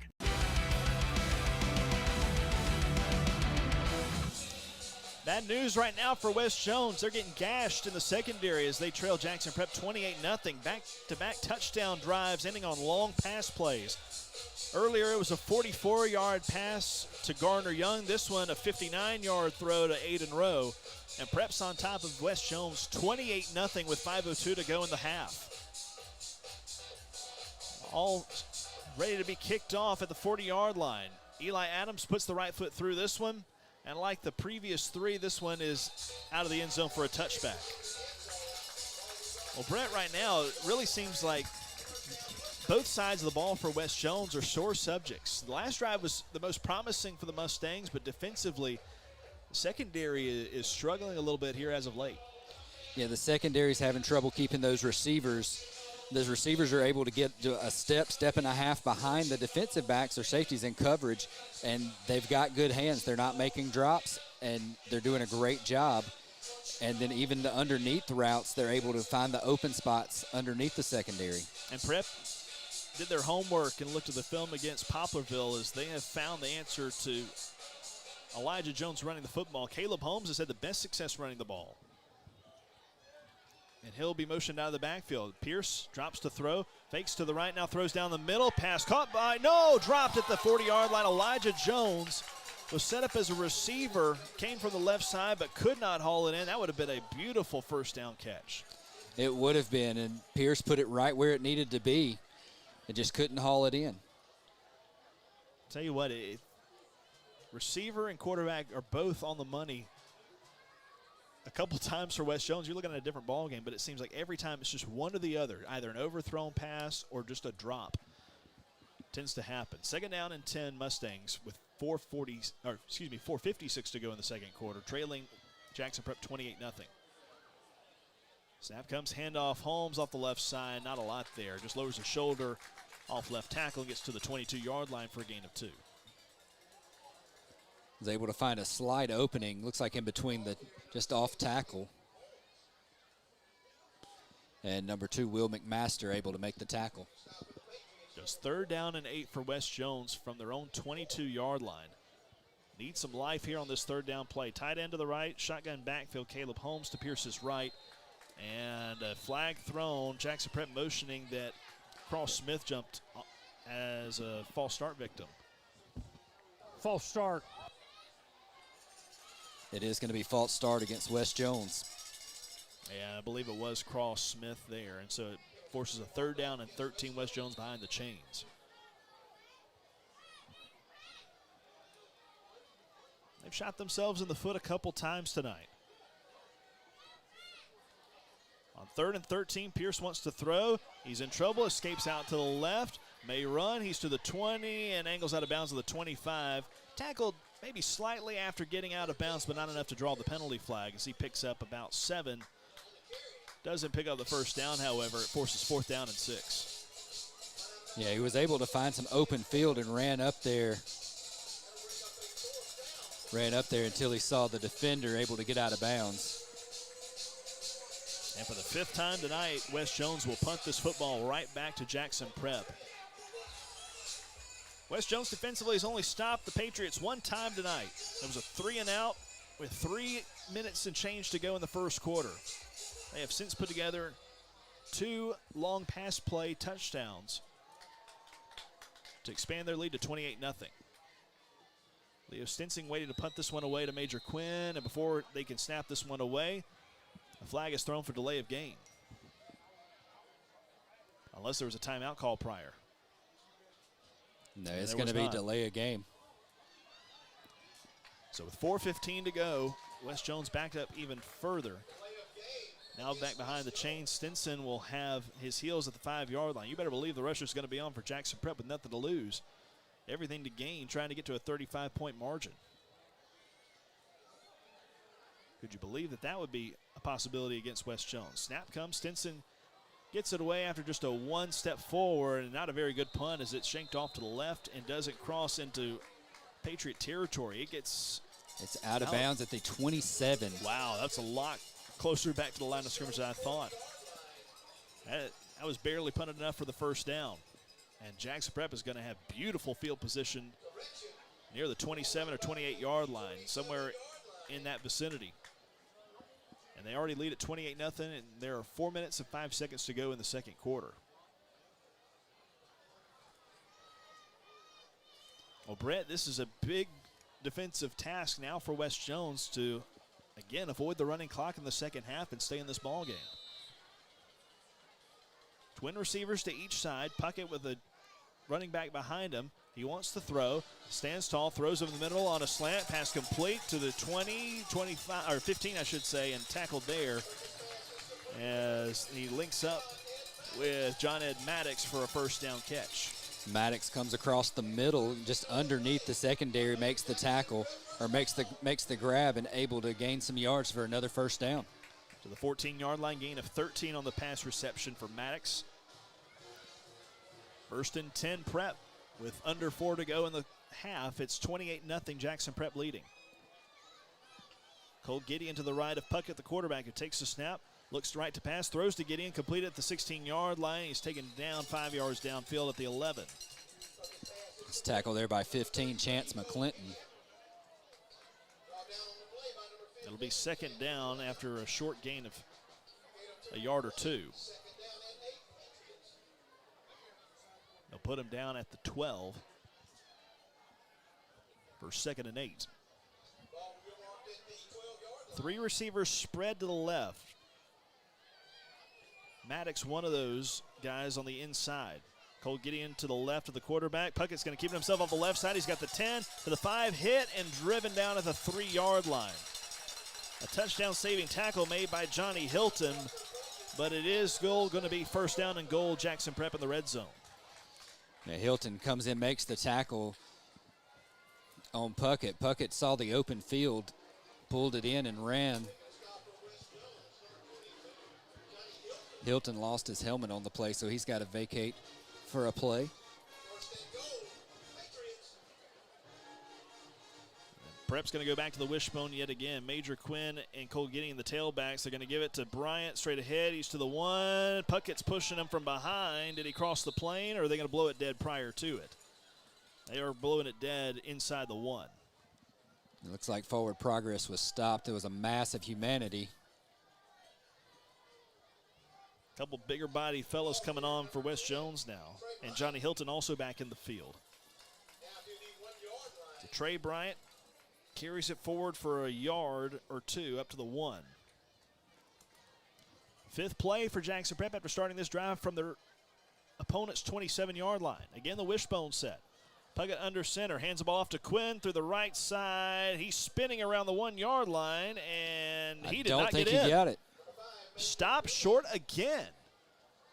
It's number 40, Braden Nance, shot in the gap. I wouldn't be surprised now if Parker Puckett just tries to keep it himself and do the old quarterback sneak, because there is very little room between the football and the goal line. Maybe half a yard at the most.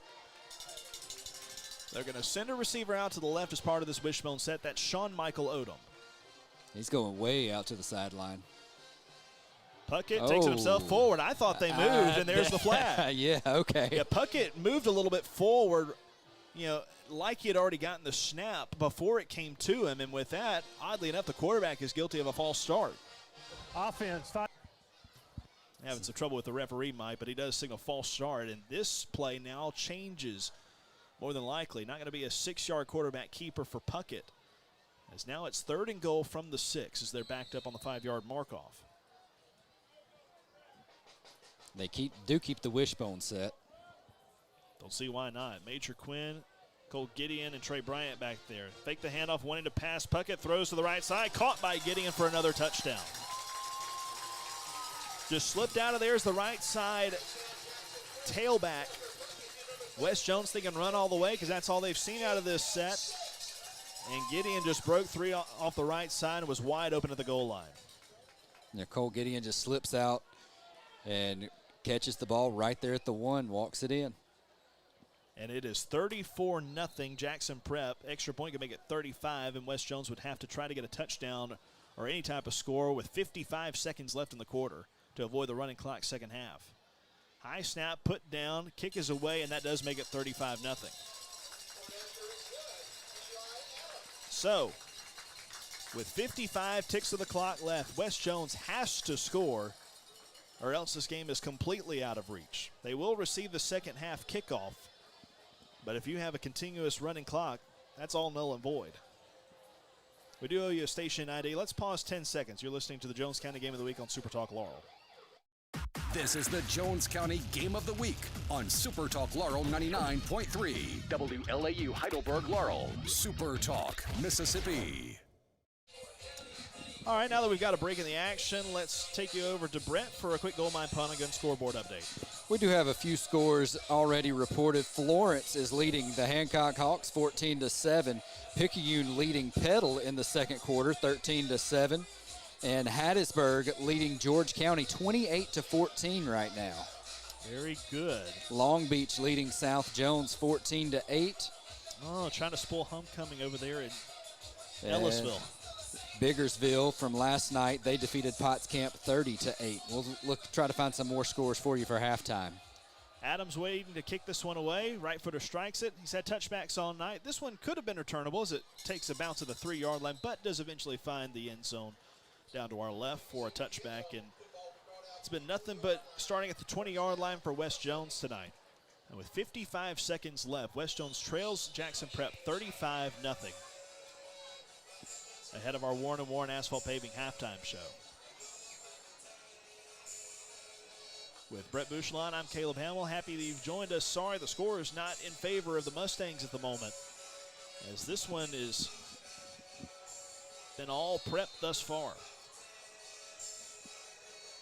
From the 20-yard line, 3 receivers left, tight end right. Pierce hands the ball off to Caleb Holmes to the left side, shakes a tackle to the 20, 25, and is doing the bunny hop through a tackle all the way to the 31-yard line, gaining about 3 extra yards with that move, and he gets a first down to stop the clock for a moment.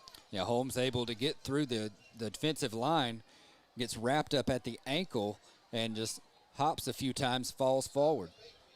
And West Jones looking to the sideline for an eternity for this play as the clock winds. 34 seconds left in the half. 3 receivers left, tight end right. Again, handoff to the running back off the left side. He's to the 35 to the 40, near the chains on the sideline where he's tackled. That was Elijah Jones, the ball carrier that time. Yeah. And they do stop the clock, either for the out of bounds or the first down. The clock stopped at 20 seconds left. And it is not a first down, so it must be because Jones got out of bounds. I think Jones got out of bounds on the other side. So gain of 9. And you have to think, go for it all here on a couple plays maybe. Or get the first down and then try it. Pierce claps his hands, takes a snap of the knees, hands off to Jones off the left side. That's the short side, and he does cross the line to gain, picking up 2 yards. And he dives forward to get the first down. Clock stopped at 13 for the moment, but as soon as they spot the ball, it'll run unless Coach Reynolds burns a timeout. And now they're winding the clock, 9 seconds. I'm surprised Coach Reynolds hasn't burned one. He's got 2 remaining. 5 seconds, 4, They're not going to run a play. 2, and it's going to be a running clock second half. 35-0. Our score at the half. Jackson Prep all over West Jones. Our Warren & Warren Asphalt Paving halftime show is next. Stay tuned. You're listening to the Jones County Game of the Week on Super Talk Laurel 99.3. That's the half.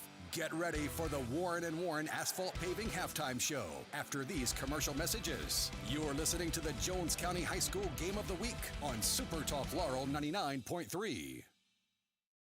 Attention sportsmen, fall hunting season is just around the corner, and the Gold Mine Pawn and Gun in Laurel has everything you need to gear up. Whether you're after deer, dove, ducks, or anything in between, we've got a wide selection of firearms, silencers, and ammunition. And don't forget, our on-site gunsmith is here to make sure your firearm is in top shape. So come on down to the Gold Mine Pawn and Gun at 330 North 16th Avenue in Laurel, where you'll find the best deals and expert service every time. Looking for a trusted family-owned car dealership? Look no further than Cannon Motors of Laurel. For over 57 years, we've been your go-to destination for quality vehicles. Located on Highway 15 North in Laurel, we offer a wide selection of cars, trucks, and SUVs to fit your needs. And our top-notch service department is here to keep you on the road, servicing any make and model. Call us at 601-651-4697 or visit our website, nobodybeatsacannondeal.com. Remember, nobody beats a Cannon deal. Nobody. Warren & Warren Asphalt. It's the name that stands for integrity and quality work. No job is too large, no job is too small, but every job is done right to the customer's satisfaction. Warren & Warren has been serving the asphalt needs of South and Central Mississippi for over a decade, and Warren & Warren is always there after the job is completed. From a patch job to $1 million job, call Larry Warren today, 601-270-4637. Warren & Warren Asphalt. They don't do highway work, and they never will. Playing defense doesn't have to be something you do with your bank. On the Community Bank team, our strategy is simple. We're here to cheer you on through every financial play call and every savings celebration. With over 100 years of knowledge and experience, our playbook knows when to run a blitz, call an audible, or throw a monetary Hail Mary. No matter what banking services you need, Community Bank is ready to coach you through it. Community Bank, committed to our community. Member FDIC. In sports, every point counts. And at Alpha Insurance, we know when it comes to your budget, every dollar counts. That's why we work to get you the lowest rates and best discounts available. Plus, every Alpha policy comes with personal service from our hometown team. Call Alpha to start saving today. In Laurel, call Alpha agent Justin Zachary at 601-649-4100 or stop by our office at 1021 Highway 15 North and see the Alpha difference today. For over 50 years, Howard Industry has worked to make this community a great place to live, work, and play. From football to basketball, baseball, tennis, softball, soccer, golf, and volleyball. They support local schools and athletic programs. To the Laurel High Tornadoes, the Northeast Jones Tigers, the South Jones Braves, the West Jones Mustangs, and the Laurel Christian High School Lions. Have a great season from Howard Industry.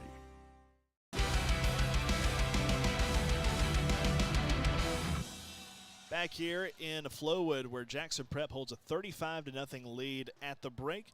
Time now for our Warren & Warren Asphalt Paving halftime show. Warren & Warren Asphalt Paving, they can handle any size paving job and still offer that hometown service that matters. And don't forget, they don't do highway work. And they never will.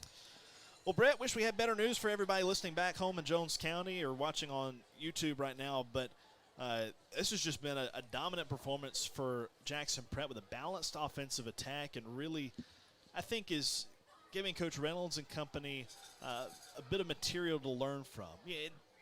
When you look at it at the end of the day, we probably have a lot of people questioning how they handled the end of that first half, not vying for a last-second score to avoid the running clock.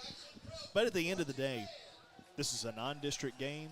This is a last kind of check to try to learn from experience and get ready for the long haul, still with a lot of games left to be played. And you don't want to run the risk of ruining anybody for the season.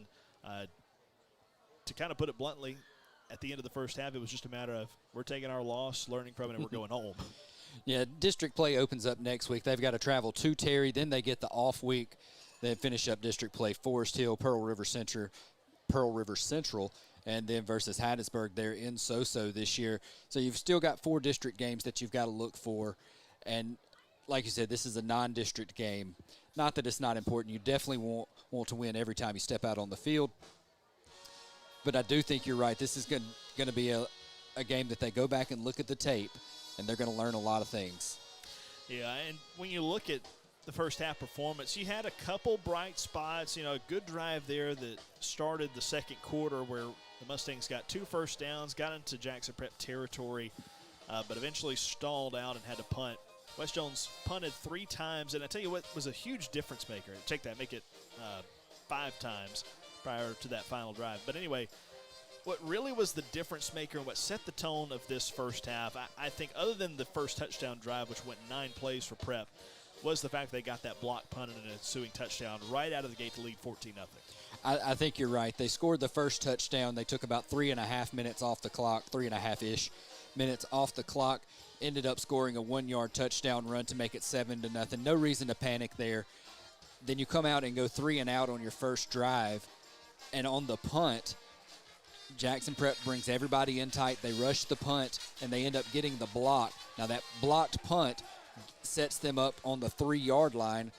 And all of a sudden, instead of 7-0 and your defense is on the other side of the field, you're looking at 14-0. that just kind of changes the complexion of the game so early in the game. Oh, yes, and not only did the scoreboard play a factor in how West Jones approached the rest of the ball game, but also the fact that Prep had an answer for Elijah Jones. I mean, the hefty back was met with his match on the defensive front of Jackson Prep. I mean, guys like 67, Jay Allen, a big 6'3", 240 guy, matches Eli Jones pound for pound, who's 6'2", 230, able to get up there and tackle from behind or block the holes. All in all, this is one of the best sized defensive lines that West Jones has faced this year, and very athletic as well. Yes, they are one of the bigger defensive lines that West Jones is going to see all year long. However, they are athletic. Those boys can move. And one of the things you saw is anytime they pulled a guard or pulled a tackle on that running play to the far side of the field, the defensive linemen, they're very well coached, and you can tell, is they would follow the pulling guard or pulling tackle, and it would take them right to the running back. And that's why they were able to make those tackles in the backfield or right at the line of scrimmage, is the defensive line just followed its blocker. And for a great majority of the first half, too, when you look at West Jones offensively versus this talented Jackson Prep defense, is that quickly, because of Jones not being able to run the ball, they became one-dimensional, and with that, got good play from the linebackers to rush the quarterback, getting the throwing lanes and disrupt those passes, make him throw a little early, throw off balance, throw too far, and really take everything West Jones had to offer off the table prior to Caleb Holmes finally running the ball, and that's what eventually sparked a little bit of this offense to make Jackson Prep respect the run from West Jones. And so, all in all, there's a lot of stuff that this team is going to learn from this game. In fact, week for week, if you look back all the way at the South Jones ball game, what a tight one they had there, and then all of a sudden you play Poplarville, and it's a completely different type of close ball game, to now this one against Jackson Prep with a lot of athletes that are just, I mean, for lack of a better term, like what Coach Reynolds said, they are physical, and they will fly to the football. And that's exactly what we're seeing on the defensive side of the ball. They're being very physical up front, gang tackling. There's 2 to 3 tacklers in on every play. And the effort is there, 110% on every down. So these kids are athletes. Yes, they are. Just to recap the scoring drives real quickly, Jackson Prep got things started with a 9-play touchdown drive that went 64 yards, capped off on a 1-yard touchdown plunge for Trey Bryant, the fullback.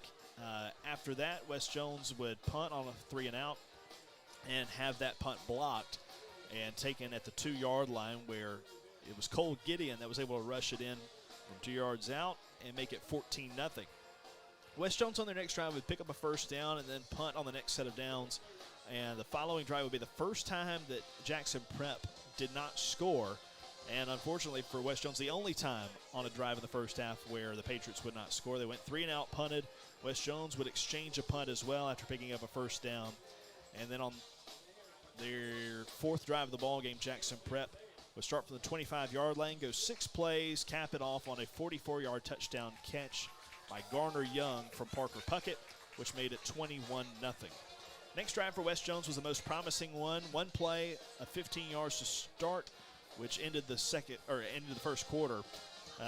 Then finish off with 3 first downs, but then on the 9th play, a punt would occur yet again.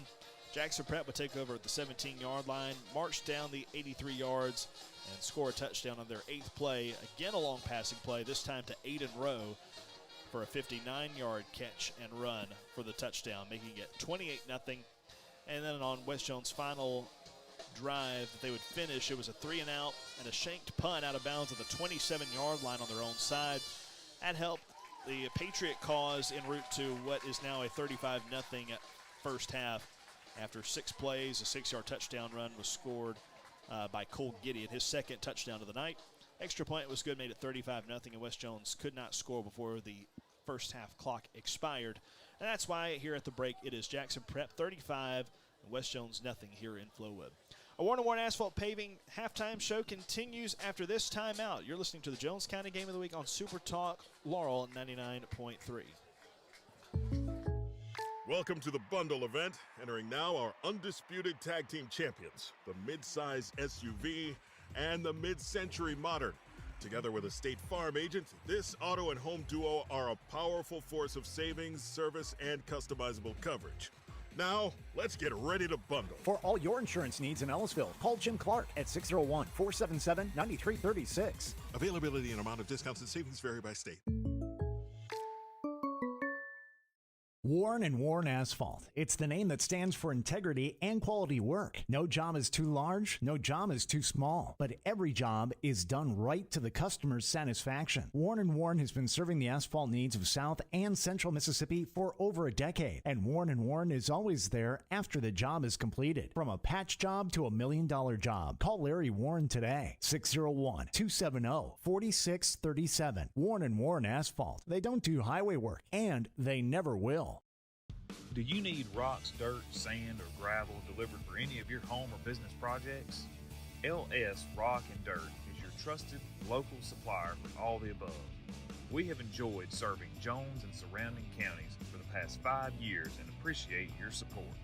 Find us on Facebook at LS Rock and Dirt or the web at lsrockanddirt.com or give us a call at 601-340-1270.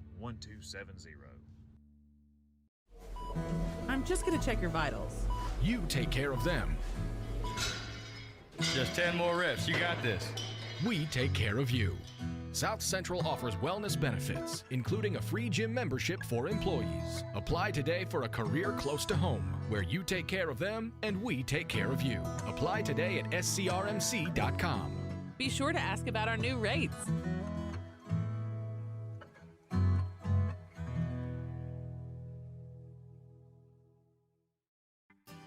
Ready to tackle your outdoor projects? Head to Phillips Building Supply in Laurel for the best in outdoor power equipment. We've got steel mowers, trimmers, chainsaws, and blowers. Everything you need to keep your yard in top shape. Whether you're trimming, cutting, or blowing, Steel's gas and battery-powered tools make the job easier and faster. Visit Phillips Building Supply on Highway 15 in Laurel. Phillips Building Supply, your builder's supermarket since 1954, and so much more.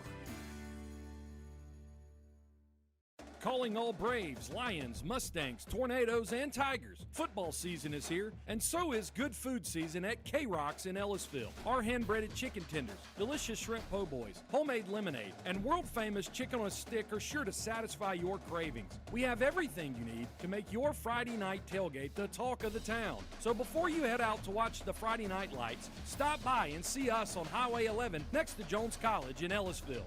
K-Rocks, good food, oh yeah.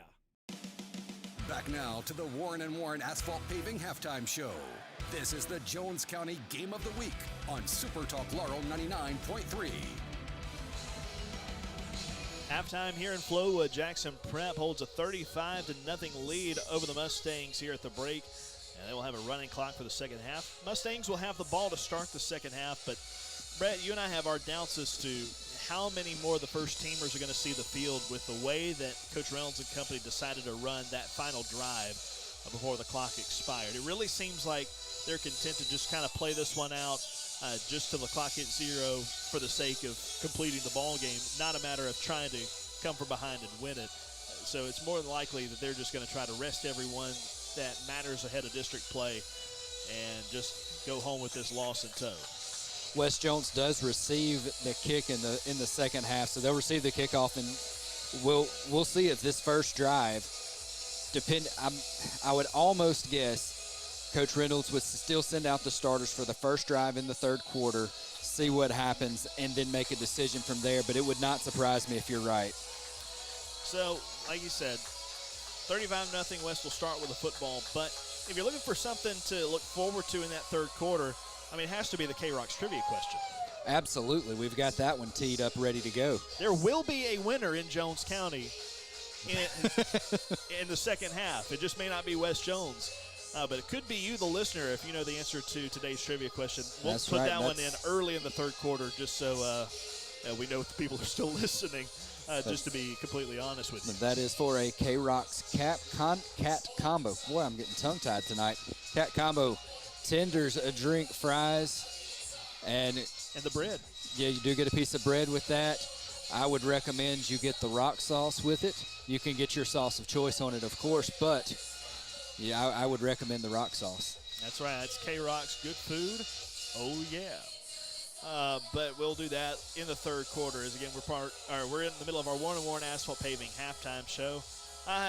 In the game thus far, no visits to the Pasquale's red zone for West Jones. The furthest they made it was just on the other side of midfield at the 48-yard line. And that drive got stalled by penalties. It did, and then no sacks so far on the night for West Jones, but they did have a couple tackles for loss and tackles at the line of scrimmage. And no turnovers either, unless you want to count the block punt. That works just like a turnover. They did have the blocked punt early in the first quarter, but no turnovers in the stat line in the first half. All right, so as we count down to our second half Jones County Board of Supervisors kickoff, Brett, for West Jones, I think there are a couple playmakers that you could still see out there as they develop and continue on in this ball game ahead of district play. Although I think a lot of your ones are going to exit the ball game just for safety reasons, you would like to think that Hudson Pierce is still going to get a rep or two just to try to get the feel ahead of the season, because he's had it a little rough back there tonight. You know, early in the first quarter, we saw him overthrow his first few throws, and then since then he's settled in and he's making pretty good throws, and he's had some drops from the wide receivers, but he's had some pretty good throws here in the second quarter, and he seems to have settled down from the first quarter. It's 35-0 at the half. Jackson Prep leading West Jones, as we've still got about 3 minutes or so before everybody's back on the field and ready to tee it up for half number 2. Let's take another quick look at our Goldmine Pawn and Gun scoreboard. Goldmine Pawn and Gun for all your firearm needs, including an on-site gunsmith. Visit Goldmine Pawn and Gun on 16th Avenue in Laurel, across from Piggly Wiggly. Brett, what you got new for us? I have a score from Seminary and Jeff Davis County. That's a good one. I saw that one. Seminary at the half. Seminary leading 19-8 over Jefferson Davis. That's a good one. Also a score elsewhere in our state, kind of North Mississippi, but a good ball game nonetheless. Halftime, Grenada leading DeSoto Central 14-7. That's a mixed match of classifications, but a Grenada team that's only loss of the year is the start of the year against Oak Grove, and they're the team that faced West Jones in the state championship last year. Forest County AHS is leading Purvis 14-7 at the half, and that game is at Purvis. Picayune still leading Petal at the half 13-7. I had Petal picked in that one. I'll look forward to see if the Panthers bounce back there. Choctaw County and East Webster. Choctaw County leading 20-0. I think I got a more up-to-date one on that one. Choctaw County leading East Webster 35-7. That's a halftime score now. Okay. Let's see what else we got. You mentioned FCHS.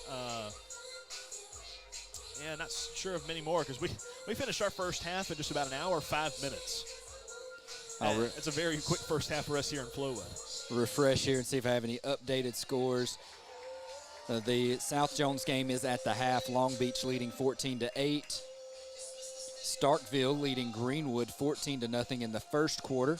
Tupelo leading West Point 14-7 in the second quarter. I picked the Golden Wave in that one rather than the Green Wave. I don't know if I'll eat my words on that one or not. Let's see, Poplarville leading Moss Point 14-0, and that one is in the third quarter. Let's see, Hartfield Academy leading Oak Forest Academy 35-6. And how about this? Laurel leading Macomb 21-7 with 2 minutes to go in the second quarter. Good bouncing back for Laurel right there. Northeast Jones is off this week. So we got all our county schools covered. We mentioned some in the pregame, but Coach Ryan Ernest is also a coach in the Mississippi-Alabama All-Star game, a coach for the Mississippi All-Stars. He's listed as the scout coach. That means he'll be the head coach next year if the pattern stays the way it is. And then offensive linemen for Laurel, Kylan Lindsay and Tyler Miller, both in the Mississippi All-Stars for the Mississippi-Alabama game. Very good. Congratulations to them. All right, so they have reset the timer here at the half break, and we will take a 2-minute timeout, and we'll be back with the second half of work as Jackson Prep leads West Jones 35-0 after the first 24 minutes in this one. Back in 2, this is the Jones County Game of the Week on Super Talk Laurel 99.3. Need a ride? At DJ Transit, we know not everyone is equipped for life's unforeseen events. DJ Transit can get you there. Our drivers are professionally trained on vehicle operation, safety, and customer service. Our impressive fleet consists of ADA-compliant vehicles, well-maintained and operated by certified drivers. So when you need a ride, make the right call, 601-682-0701. Choose DJ Transit, djtransitinc.com. Laurel and Jones County are a hotbed of athletic talent, and the Jones County Board of Supervisors is proud of it all. The Jones County Board of Supervisors, T. Larry Dykes, Phil Dickerson, Tommy Posey, George Walters, and Joey Bradshaw wish a successful and safe season to all our student athletes and athletic teams. Whether you're a Mustang, a Tornado, a Brave, a Tiger, or a Lion, best of luck from the Jones County Board of Supervisors. Discover Covington County Hospital's Swing Bed program, offering comprehensive care for patients transitioning from acute hospital care to home. With a focus on rehabilitation, we ensure a smooth journey back to your home environment. Recognized by CareChecks as #1 in the market for overall hospital care and #1 in the market for overall medical care. Choose Covington County Hospital's Swing Bed program, where your health care matters. The City of Laurel and the Laurel City Council would like to congratulate all the outstanding student athletes competing this fall. We hope that every team enjoys a safe and successful season. And we especially want to encourage our Golden Tornadoes. Stay up to date on all things going on in our community by visiting us at laurelms.com and following us on our Facebook, Instagram, and Twitter social media accounts. Be Golden City beautiful.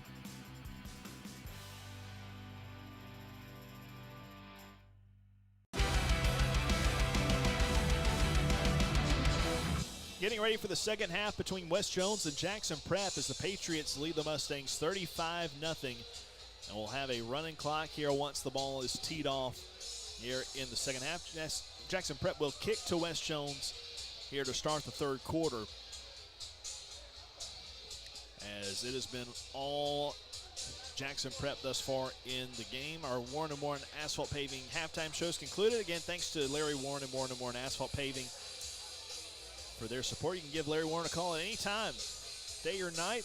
He'll at least respond to your voicemail if you leave him one. 601-270-4637 is the number to call if you have any asphalt paving needs, as long as it's not highway work. Time now for the Jones County Board of Supervisors second half kickoff, as West Jones will have Dion Graves back deep to return. And Eli Adams has it at the 40-yard line. Right footer strikes it end under end style, and again sails into the end zone on the K in Jackson Prep for a touchback. In the end zone down to our left, and the clock runs with 11:52 remaining here in the third quarter. Again, Prep leading 35-0. So now the questions become, well, one, what are these penalty flags for a touchback? There was a little scuffle. Well, I wouldn't even call it a scuffle. Maybe a kerfluffle. We're getting the vocab out there tonight. Maybe a little extra blocking. I didn't see anything dirty from either side. Well, like 3 flags are down right now. One at the 36, one at the 33, and then I thought I saw another one at the 30 that may have already been picked up. But apparently the officials down there saw something they did not like. All right, it's all going to be added on to where the ball will be spotted to start this drive. And our official signals personal foul against West Jones. He's speaking, but nothing's coming out. West Jones on the 10. All right, so it finally cut through, and he said it'll be West Jones ball at the 10, so half the distance to the goal was what he was trying to describe to us. Yeah, he gave a little explanation, but we couldn't hear him because the mic was out. But it was a personal foul against West Jones for something after the play.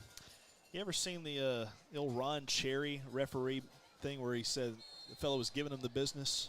That was the personal foul. I did see that one. I think he was a referee for a Mississippi State bowl game one time. I have to go back and see which one it was. But, boy, when I saw him and heard his mic come up, it was a wonderful day. Handoff goes to Elijah Jones on the first play from scrimmage, stretching it out to the left side outside the hashes, but cannot get downhill. He's tackled at the line of scrimmage for no gain. 10-yard line, the spot of the football, in a 35-0 affair. West Jones trailing. It looks like he got hit in the backfield, just able to get it to the back to the line of scrimmage. So you still do have starters out there in Jones and Pierce. Handful of receivers out to the left. On an option play, Pierce wants to keep it himself, gets popped at the line of scrimmage and stopped for no gain on his forward progress. I'll actually give him the 12. Tackle there by number 10, Trey Bryant, senior linebacker. And the linebacker that doubles as a fullback in that wishbone. And with that, it forces a 3rd down and 8 for West Jones, first drive of the second half. We'll send Luke Inglade out to the right as a receiver along with Tootie Lindsay. And make an exchange of personnel as well. Caleb Holmes now checking in as running back. Yeah, he comes in to replace Elijah Jones. Cross Smith out to the left as a receiver, along with Tootie Lindsay. Snap comes. Pierce wants to throw Tootie's way and overthrows him off the hands, incomplete at the 15-yard line. 4th down and 8 now. From the 12-yard line. And again, the clock continues to roll because of the 35-0 differential in points. And it's got 8:45 on this third quarter clock. Tootie Lindsay able to get out and had about a half a step on the defender, just unable to get it off his, looks like went off his fingertips. Again, just a slightly too tall pass. That's been kind of, when Pierce has been off, that's how he's been off. It's just slight overthrows or slightly too far forward on the passing. Stinson back to punt this one away in his own end zone now. Just a step inside the goal line. Picks the ball up off the turf as it was snapped back to him. Gets this one away. Quinn approaches the ball, grabs it at the 45 of West Jones. Takes it at the right hashes to the 30, outside the numbers 25, down to the sideline 20. And he's angled out of bounds at about the 18-yard line. And so this will be great field position for Jackson Prep inside the red zone to start this drive. Yeah, great field position. As they'll put it at the 18-yard line. Not their best field position. Hard to beat the 2. Which is what they have for their second drive, where they punched it in on one play on a Cole Gideon run. Now trying to add insult to injury. We'll see if they keep the ones out there or not. So far, it looks like Major Quinn and John Ed Maddox are out there as receivers. Yeah, they are going to keep the starters out there on the field. Parker Puckett, the quarterback, with Cole Gideon to his right. 2 receivers each way. Maddox to the slot right. Handoff goes to Gideon through the middle. Actually, he did get the carry. I thought for a second that they had faked it. But no, it was just a 1-yard carry for Gideon trying to back his way over the line of scrimmage in the middle of the formation. In on the tackle, 92, Sawyer Shows, as well as number 6, Caleb Holmes. 2nd down and 9 for the Patriots from the Mustang 17-yard line.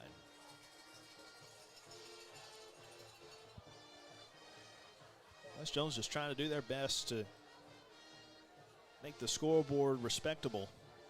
We're right now facing a tall task of preventing the Patriots from scoring, starting this drive from inside the 20.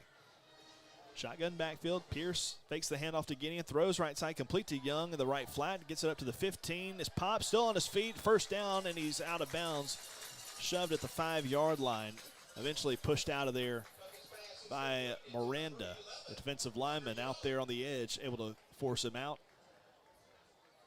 Good block on the edge right there from John Ed Maddox. Helped make that play develop. And with that, it's now 1st and goal. Patriots at about the 7-yard line. Yeah, Maddox's block sprung that play for positive yards. 1st down and goal. Jackson Prep from the Mustang 7. Going right to left here in the third quarter with 5:46 to go on the clock. 1 receiver right, 3 to the left. Handoff goes up the middle. Cole Gideon at the 5, stutters, reaches towards the goal line, and is short by a couple yards. Gets to the 2, gaining 4 yards, or check that, 5 yards in the process, and it'll be 2nd and goal. Yeah, he was hit at the 5-yard line, falls forward, and hit again, dropped at the 2. Late tackle made there by number 27, C.J. McDonald, to prevent a touchdown.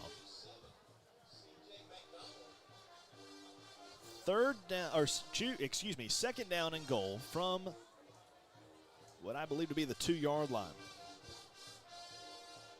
Wishbone set, Bryant the fullback, Gideon and Quinn the tailbacks.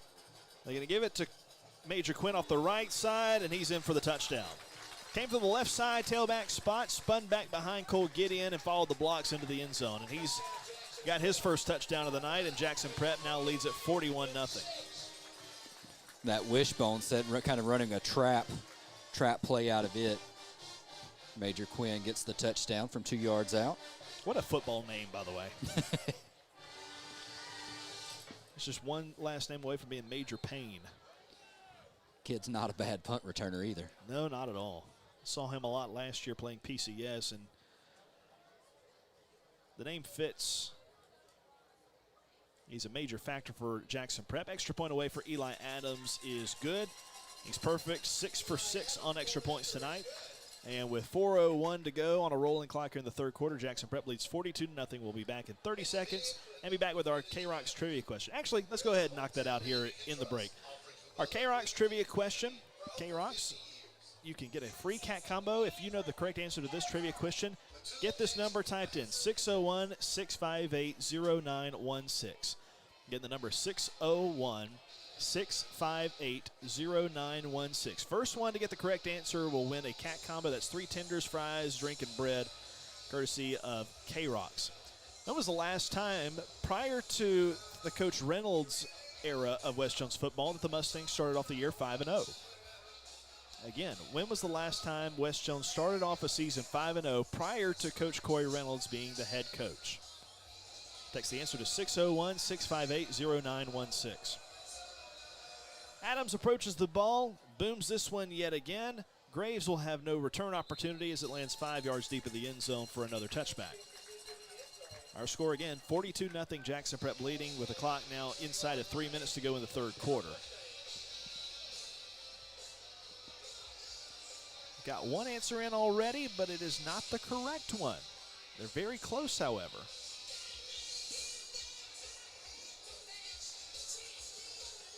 So we'll see who's going to win the cat combo. Jackson Prep gets another touchback, and West Jones takes over 1st and 10 at their own 20.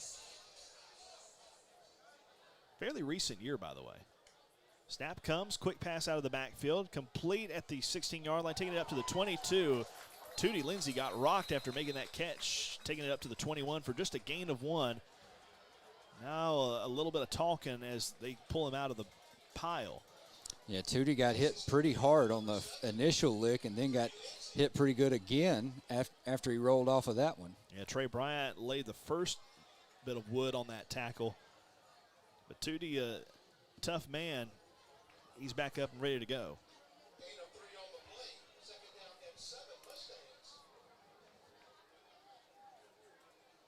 So now with 3 wide receivers. They're going to hand it off up the middle, trying to dance his way through traffic. Elijah Jones gets up to the 28-yard line, short of a first down by a couple yards.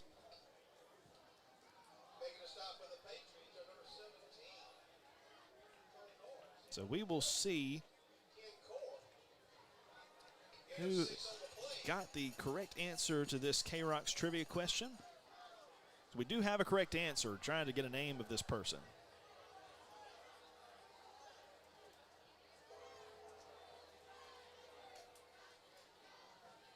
Handoff goes off the left side. Elijah Jones gets the first down out to the 33-yard line with less than a minute remaining in this third quarter. Jackson Prep leading 42-0 and a flag at the end of the play away from where the ball was run.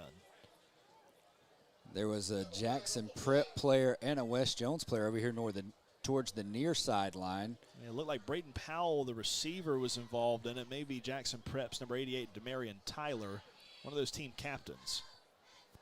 We'll see what happens After here. the play was over, unsportsmanlike conduct against Prep. 15 yards will result in a first down. So that's added to the end of the run. And again, my guess was Demarion Tyler.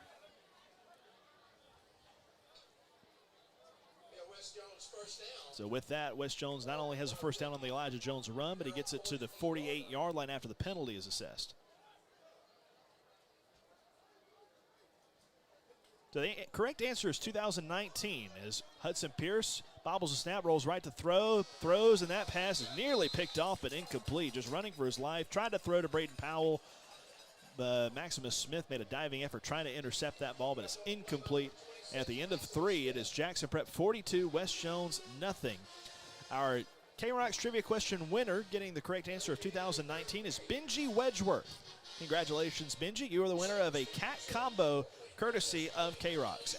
At the end of 3, it's Jackson Prep 42, West Jones nothing. We'll step aside for 30 seconds. You're listening to the Jones County Game of the Week on Super Talk Laurel 99.3. Did you get us switched over to shelter insurance? Actually, I found a deal online. You did.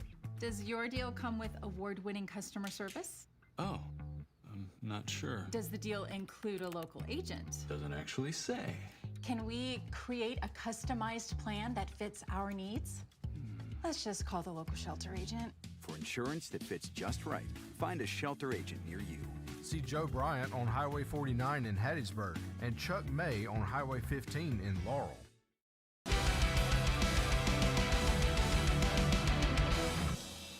Fourth quarter upcoming for us here in Flowood as Jackson Prep leads 42-0. West Jones looking for their first score of the ball game. We'll have it second down and 10 from their own 48-yard line. Trying to get the ball as far as they have in the contest today, which is just on the other side of midfield. They're about 4 yards away from that right now with a fresh 12 minutes to go here in the fourth quarter. 3 receivers right, tight end left for Hudson Pierce still in at quarterback. Hands the ball off. Elijah Jones head of steam forward up to the 45 of Jackson Prep, and he's taken down there after a gain of 7. That's the hard-nosed running we're used to seeing from Elijah Jones. Yeah, he hit the hole very hard and was able to gain about 6, maybe 7 on that play. Once he gets behind his pads, he's a hard runner to bring down. They'll officially mark him at the Prep 46. That's a gain of 6 on a 3rd and 4 upcoming for West Jones. I'm Caleb Hamill. He's Brett Bouchelon. Live from Flowood, Mississippi. It's Jackson Prep 42, West Jones nothing. Here in the fourth quarter, it's a running clock. 3rd and 4. Pierce hands the ball off to Jones. Hit by Bryant, driven back and taken for a loss. He completes the tackle all the way back at the Mustang 40-yard line after the whistle, but they're going to let it all go. And let's see where they mark as forward progress. They'll stop at about the 49 on Jackson Prep side of midfield. 4th down and 7, and going to see Leo Stinson come back out.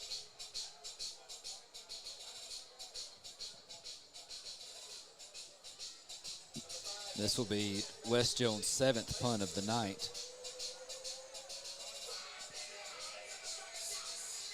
Fourth and 7, Leo Stinson trying to get his 7th punt away without it being blocked and returned.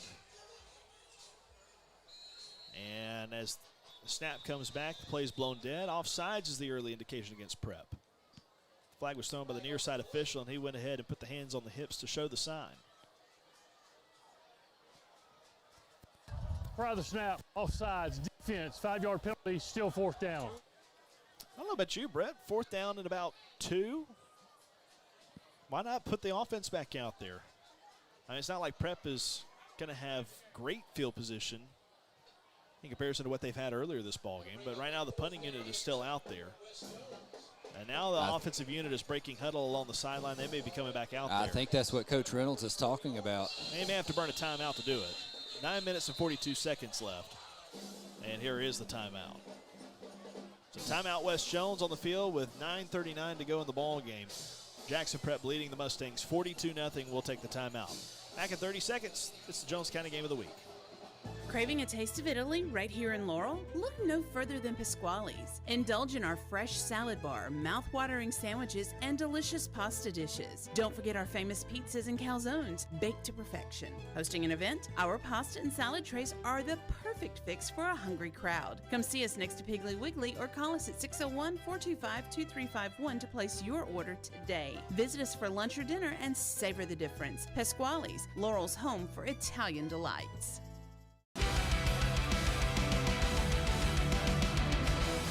Well, first 4th down, the Mustangs appear to keep the offensive unit out there. After they initially checked him out for the 4th down and 7 play, now that they got an offsides call, it looks like the offense is going to come back out there, and they're going to use Elijah Jones in a direct snap formation. Brought in the heavy package. That's right. We see linebacker Braden Nance in there. Also 59, Zachary Patterson, and normally a defensive lineman, offset to the right. They're going to run it to the right with Elijah Jones. Hit at the line of scrimmage, falls backward right near the stick. It's going to depend on this spot right here. The official is signaling first down, so he got just enough. Yeah, fell backward with a ball on his chest, and where he made contact with his shoulders is about where the ball was laid. And that was right where he needed to get the ball for the first down. High and tight. That earns him the first down at the 42-yard line. In prep territory, their best drive they've pieced together so far. Maybe our Cannon Motors of Laurel drive of the game. Keep the same direct snap formation. Jones tries to keep it off the left side. Bounces it outside of the 40. He's in open space. 30, 25, 20, 15, 10, 5. Touchdown, Jones. There are no flags. Elijah Jones from 42 yards out. And with 8:36 to go in the fourth quarter, Jackson Prep finally gives up a touchdown and is now 42-6. Patriots leading. And we'll get to see the extra point attempt coming. It'll be Alexis Avalos. Late checkout from West Jones as they had 12 men on the field. Now we're all set and ready to go. Snap is back, hold down, kick away. Not relatively deep, but it does clear the crossbar and is through the upright. So Avalos makes it 42-7. Jackson Prep on top here in the fourth quarter. Back in 30 seconds. You're listening to the Jones County Game of the Week. Sports Contractors in Hattiesburg has been creating top quality sports fields since 2014. We specialize in building and servicing natural and synthetic sports fields. Our service areas reach across the southeast United States. Our goal is to build quality fields and to make lasting relationships with our customers that will continue long after the project is complete. For information on how Sports Contractors Unlimited can build the field of your dreams, call 601-818-0070 or visit sportscontractors.org. An 8-play touchdown drive that started at the 20-yard line, capped off on a 42-yard touchdown run for Elijah Jones, and that makes it 42-7 Jackson Prep. Well, Brett, there's the bright spot we've been looking for in this ball game. Yeah, when Elijah Jones gets outside the defense and into a foot race, it was going to be tough for anybody to catch him. Well, back at PCS, and I know I keep acting like a nostalgic reminiscer back here, but yeah, that was a formation they called the brick formation. They would have their running back there, and then just every hefty guy you ever saw at fullback or lined up at tight end. Anybody that got a second plate at lunch. Exactly.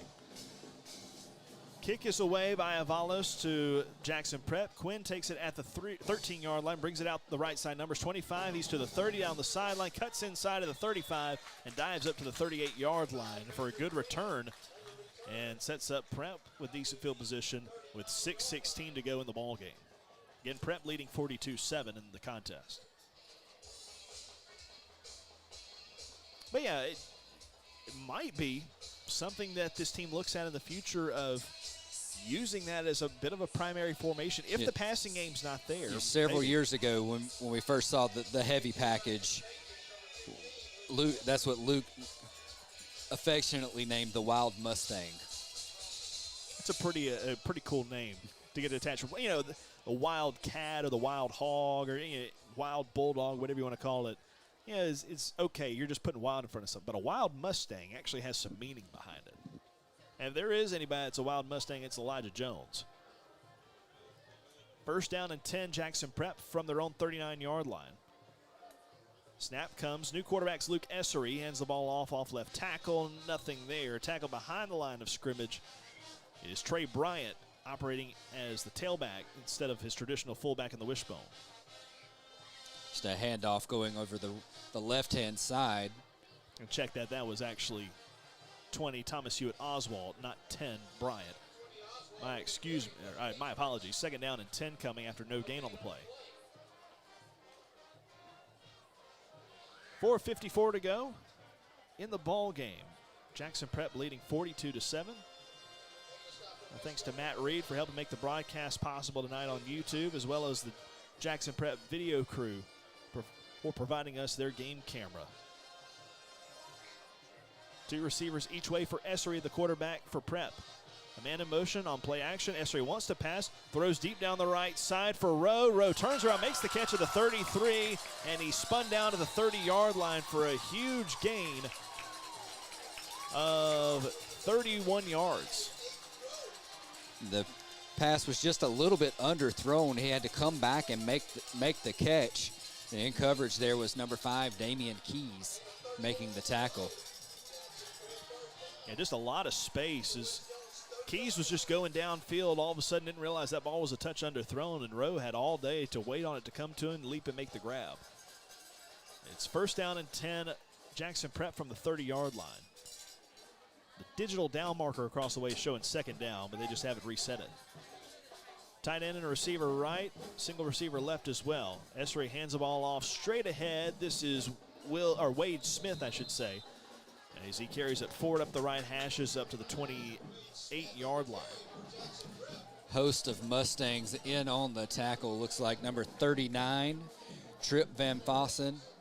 Also number 4, Harrison Pierce, several others. Clock rolls, 3:20 to go in the ball game. Again, Prep leading 42-7. Don't forget, we'll have our Covington County Hospital post-game show, a brief one. Although we've got a lot of airtime we could fill, because this game has been running fast and furious. Single receiver each way. Again, Wade gets the handoff straight ahead over the 25 to the 24. That's Wade Smith, the ball carrier, setting him up for a 3rd down and 4. Tackle there by number 33, Cannon Davis, also 55, Trayvon Moffitt.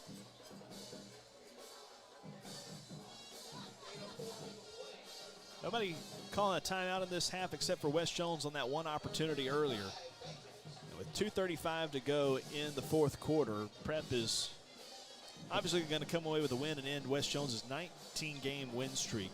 Just going to be a question now of what's the scoreboard going to show at the end. Prep breaks the huddle and will send a receiver out to the left. That's Holden Heigl with 5 seconds on the play clock. Snap comes to Essery, hands off to Wade Smith, trying to stretch it out to the left, escapes the tackle at the 25, gets the 1st down to the 20, angles left and out of bounds at the 13-yard line, where he's taken down by a Mustang along that boundary. Johnny Hilton and a couple of others around him help him make the stop. Chance McClinton had a shot at him in the backfield, wasn't able to wrap him up. It ends up being for the Mustangs, Brendan Keller, the DB making the tackle. But it's 1st down and 10 for Jackson Prep in the red zone at the 12-yard line. Again, Luke Essery, the backup quarterback, is in there in the shotgun. 2 receivers each way and a running back to his left. He'll hand the ball off, this time going right to the 15, stretches out to the 10, and is popped out of bounds at the last moment by Madden Keys, as running the ball that time again was Wade Smith. Keys able to get just close enough to him to push him out of bounds. And 1:13 on the clock, counting down.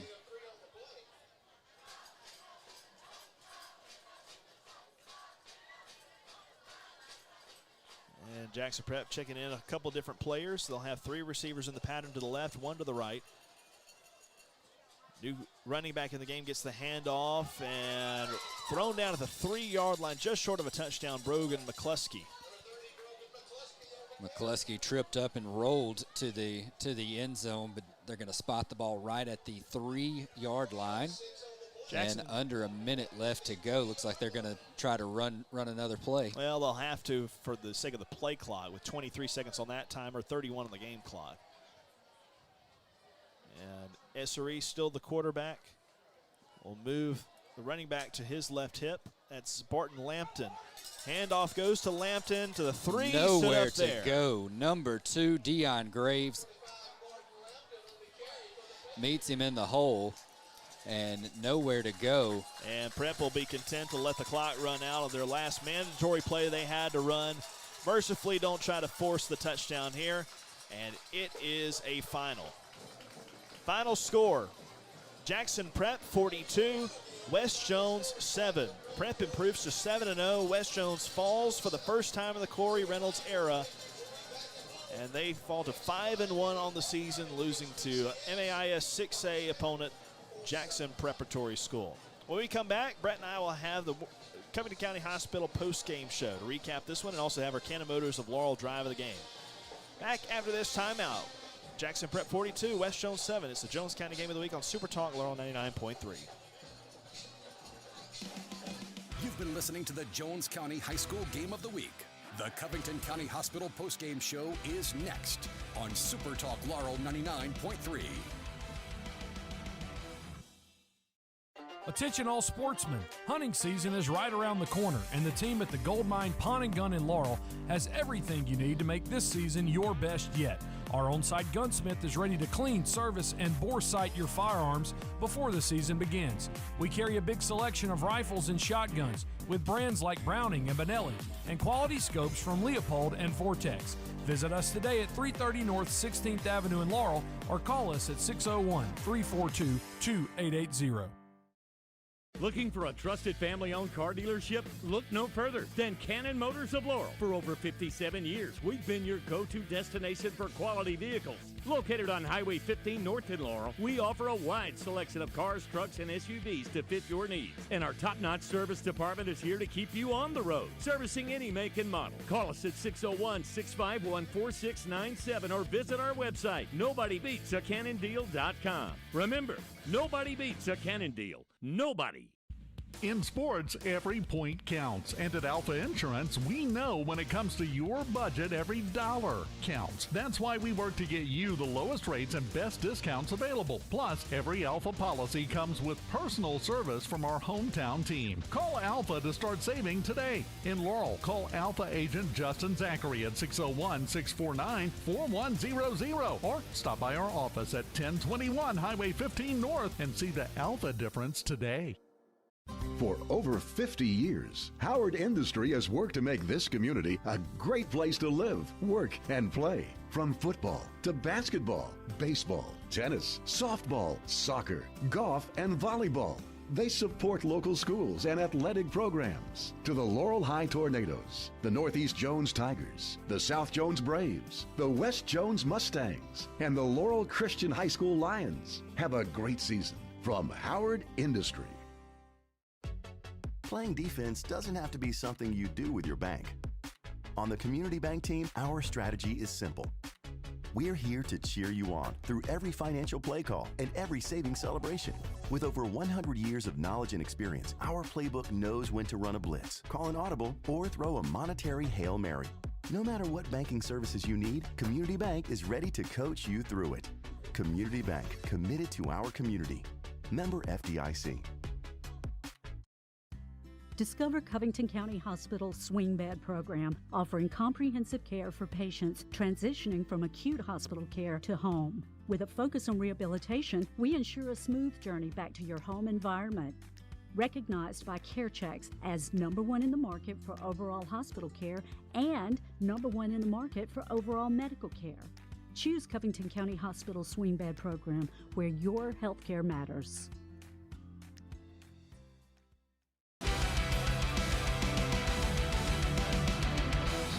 Well, an hour and 56 minutes later, we have a final score tonight of Jackson Prep 42 and West Jones 7. Time now for our Covington County Hospital post-game show. Covington County Hospital offering all types of medical services, from emergency services all the way to mental health care. They are here to serve you. That's Covington County Hospital, where your health care matters. Brett, this game tonight was just not for West Jones. It got off to a rough start. First off on a Jackson Prep drive that just kind of asserted some dominance up front. A 9-play drive that just took 3 minutes and 20 seconds off the clock. They led 7-0. Then a block punt deep in West Jones territory that was taken at the 2. It led to a 1-play touchdown drive. Had made it 14-0. And then it was just on. You're exactly right. That first drive Jackson Prep put together, using 9 plays. They go down the field, cap it off with a 1-yard touchdown run from Trey Bryant. They brought in the package with the 3 running backs the wishbone set behind the quarterback. We saw quarterback Parker Puckett go up under center for the first time that night with that wishbone set. They get the touchdown. And really at that point you didn't feel like there was any need to panic. They had a good-looking drive, but still no need to panic. Wes Jones comes out. They go 3 and out. They only take about a minute 25 off the clock, and you get the punt blocked. Sets Prep up on the 3. They get the convert the touchdown there, go down 14-0, and from that point you got to feel like it was R.I.P. Harambe from the night, and it was Jackson Prep the rest of the first half. If you had a Harambe reference on your bingo card listening to this broadcast tonight, well done. You can mark that one off. That was not the free space I thought it would be. But no, yeah, I mean, it was really downhill from there. And when you think about Wes Jones and these players that have played under Coach Reynolds now going on 2 seasons, they've never trailed by 2 scores. And then all of a sudden to start the ball game, they're down 14-0 after just 3 offensive plays. Really changed the mental complexion of this one. You know, we saw saw Pierce sailing a couple throws, saw receivers just dropping open passes. And really when it boils down to it, some of that is mental, and there's that pressure in your head of, I've got to make this catch. I've got to make something happen here because we're down 2 scores. I think that's exactly why you saw the wide receivers make the drops, uncharacteristically make those drops that we saw in the first half. Because we saw usually sure-handed Deion Graves and other receivers, the ball hit them in the hands, and I believe it was, they knew the score in their head. They felt like, I have to make something happen. They looked up a half a second early to try to make that play and just didn't secure the catch. Yeah, so after it was 14-0, Prep and Wes Jones would exchange a couple of punts. Wes Jones would give it back to Prep with 1:36 to go in the first quarter. Prep would drive 6 plays and cap off the drive on a 44-yard touchdown catch by Garner Young from his quarterback Parker Puckett. That would make it 21-0 Jackson Prep. In the second half, Wes Jones would go on a decent drive that would stall on the other side of midfield, give the ball back to Prep at their own 17-yard line. They would go the full 83 yards and score a touchdown on their 8th play thanks to a 59-yard catch from Aiden Rowe. And that touchdown catch made it 28-0. Wes Jones would have a 3-and-out and then give it right back to Prep in plus territory on a shank out at the 27-yard line. And the Patriots would not waste any time scoring and get a 6-yard touchdown plunge from Cole Gideon, his second of the night, making it 35-0. Wes Jones could not score before the end of half. That is why we had a running clock the entire second half. Wes Jones to start the second half kept their ones out there, Brett. You know, we were curious if they would. They did, but they couldn't get anything going. Jackson Prep would not let off the gas yet. They go up 42-0.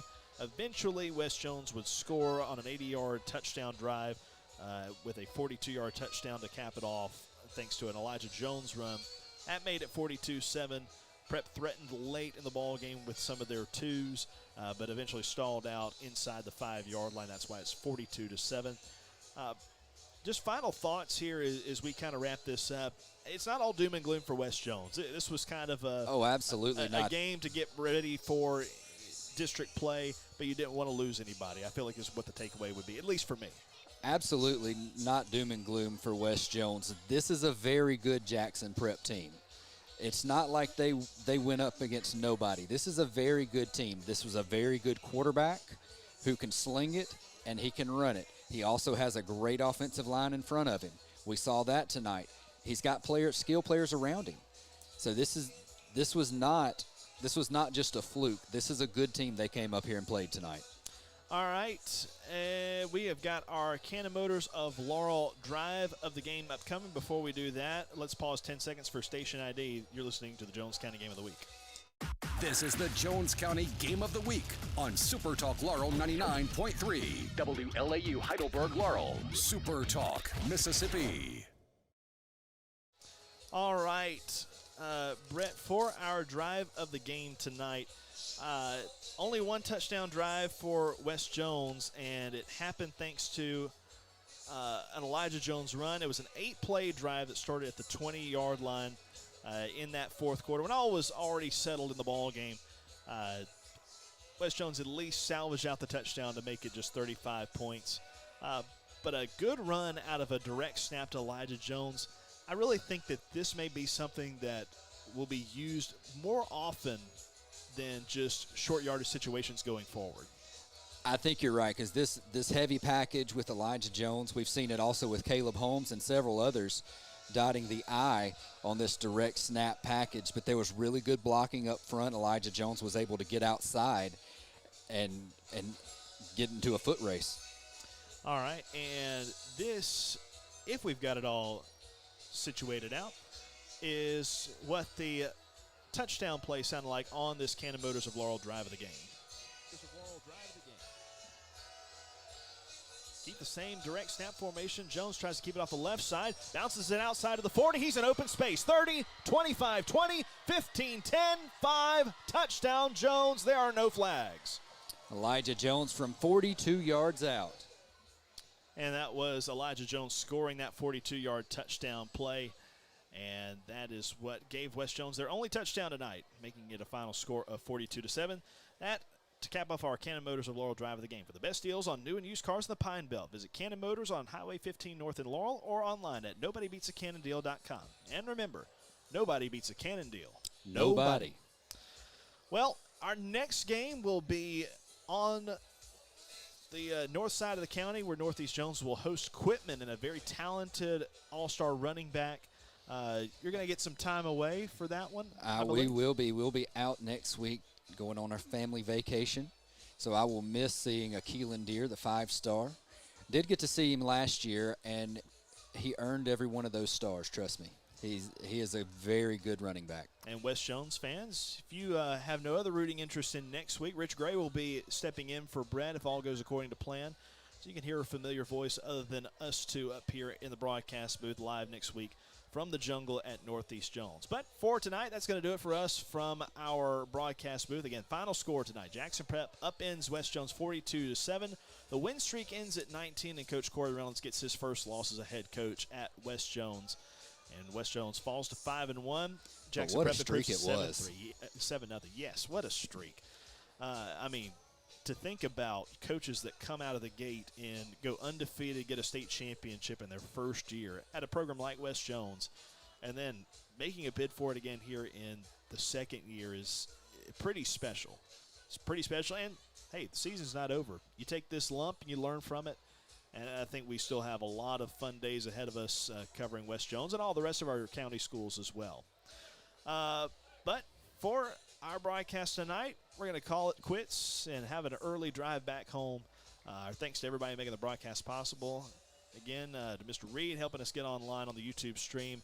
For Michael Mergens, Operations Manager at Super Talk in Laurel, and Operations Manager Bob Getty. For Brett Bouchelain, my color analyst, I'm Caleb Hamill. Until next time, good night and God bless.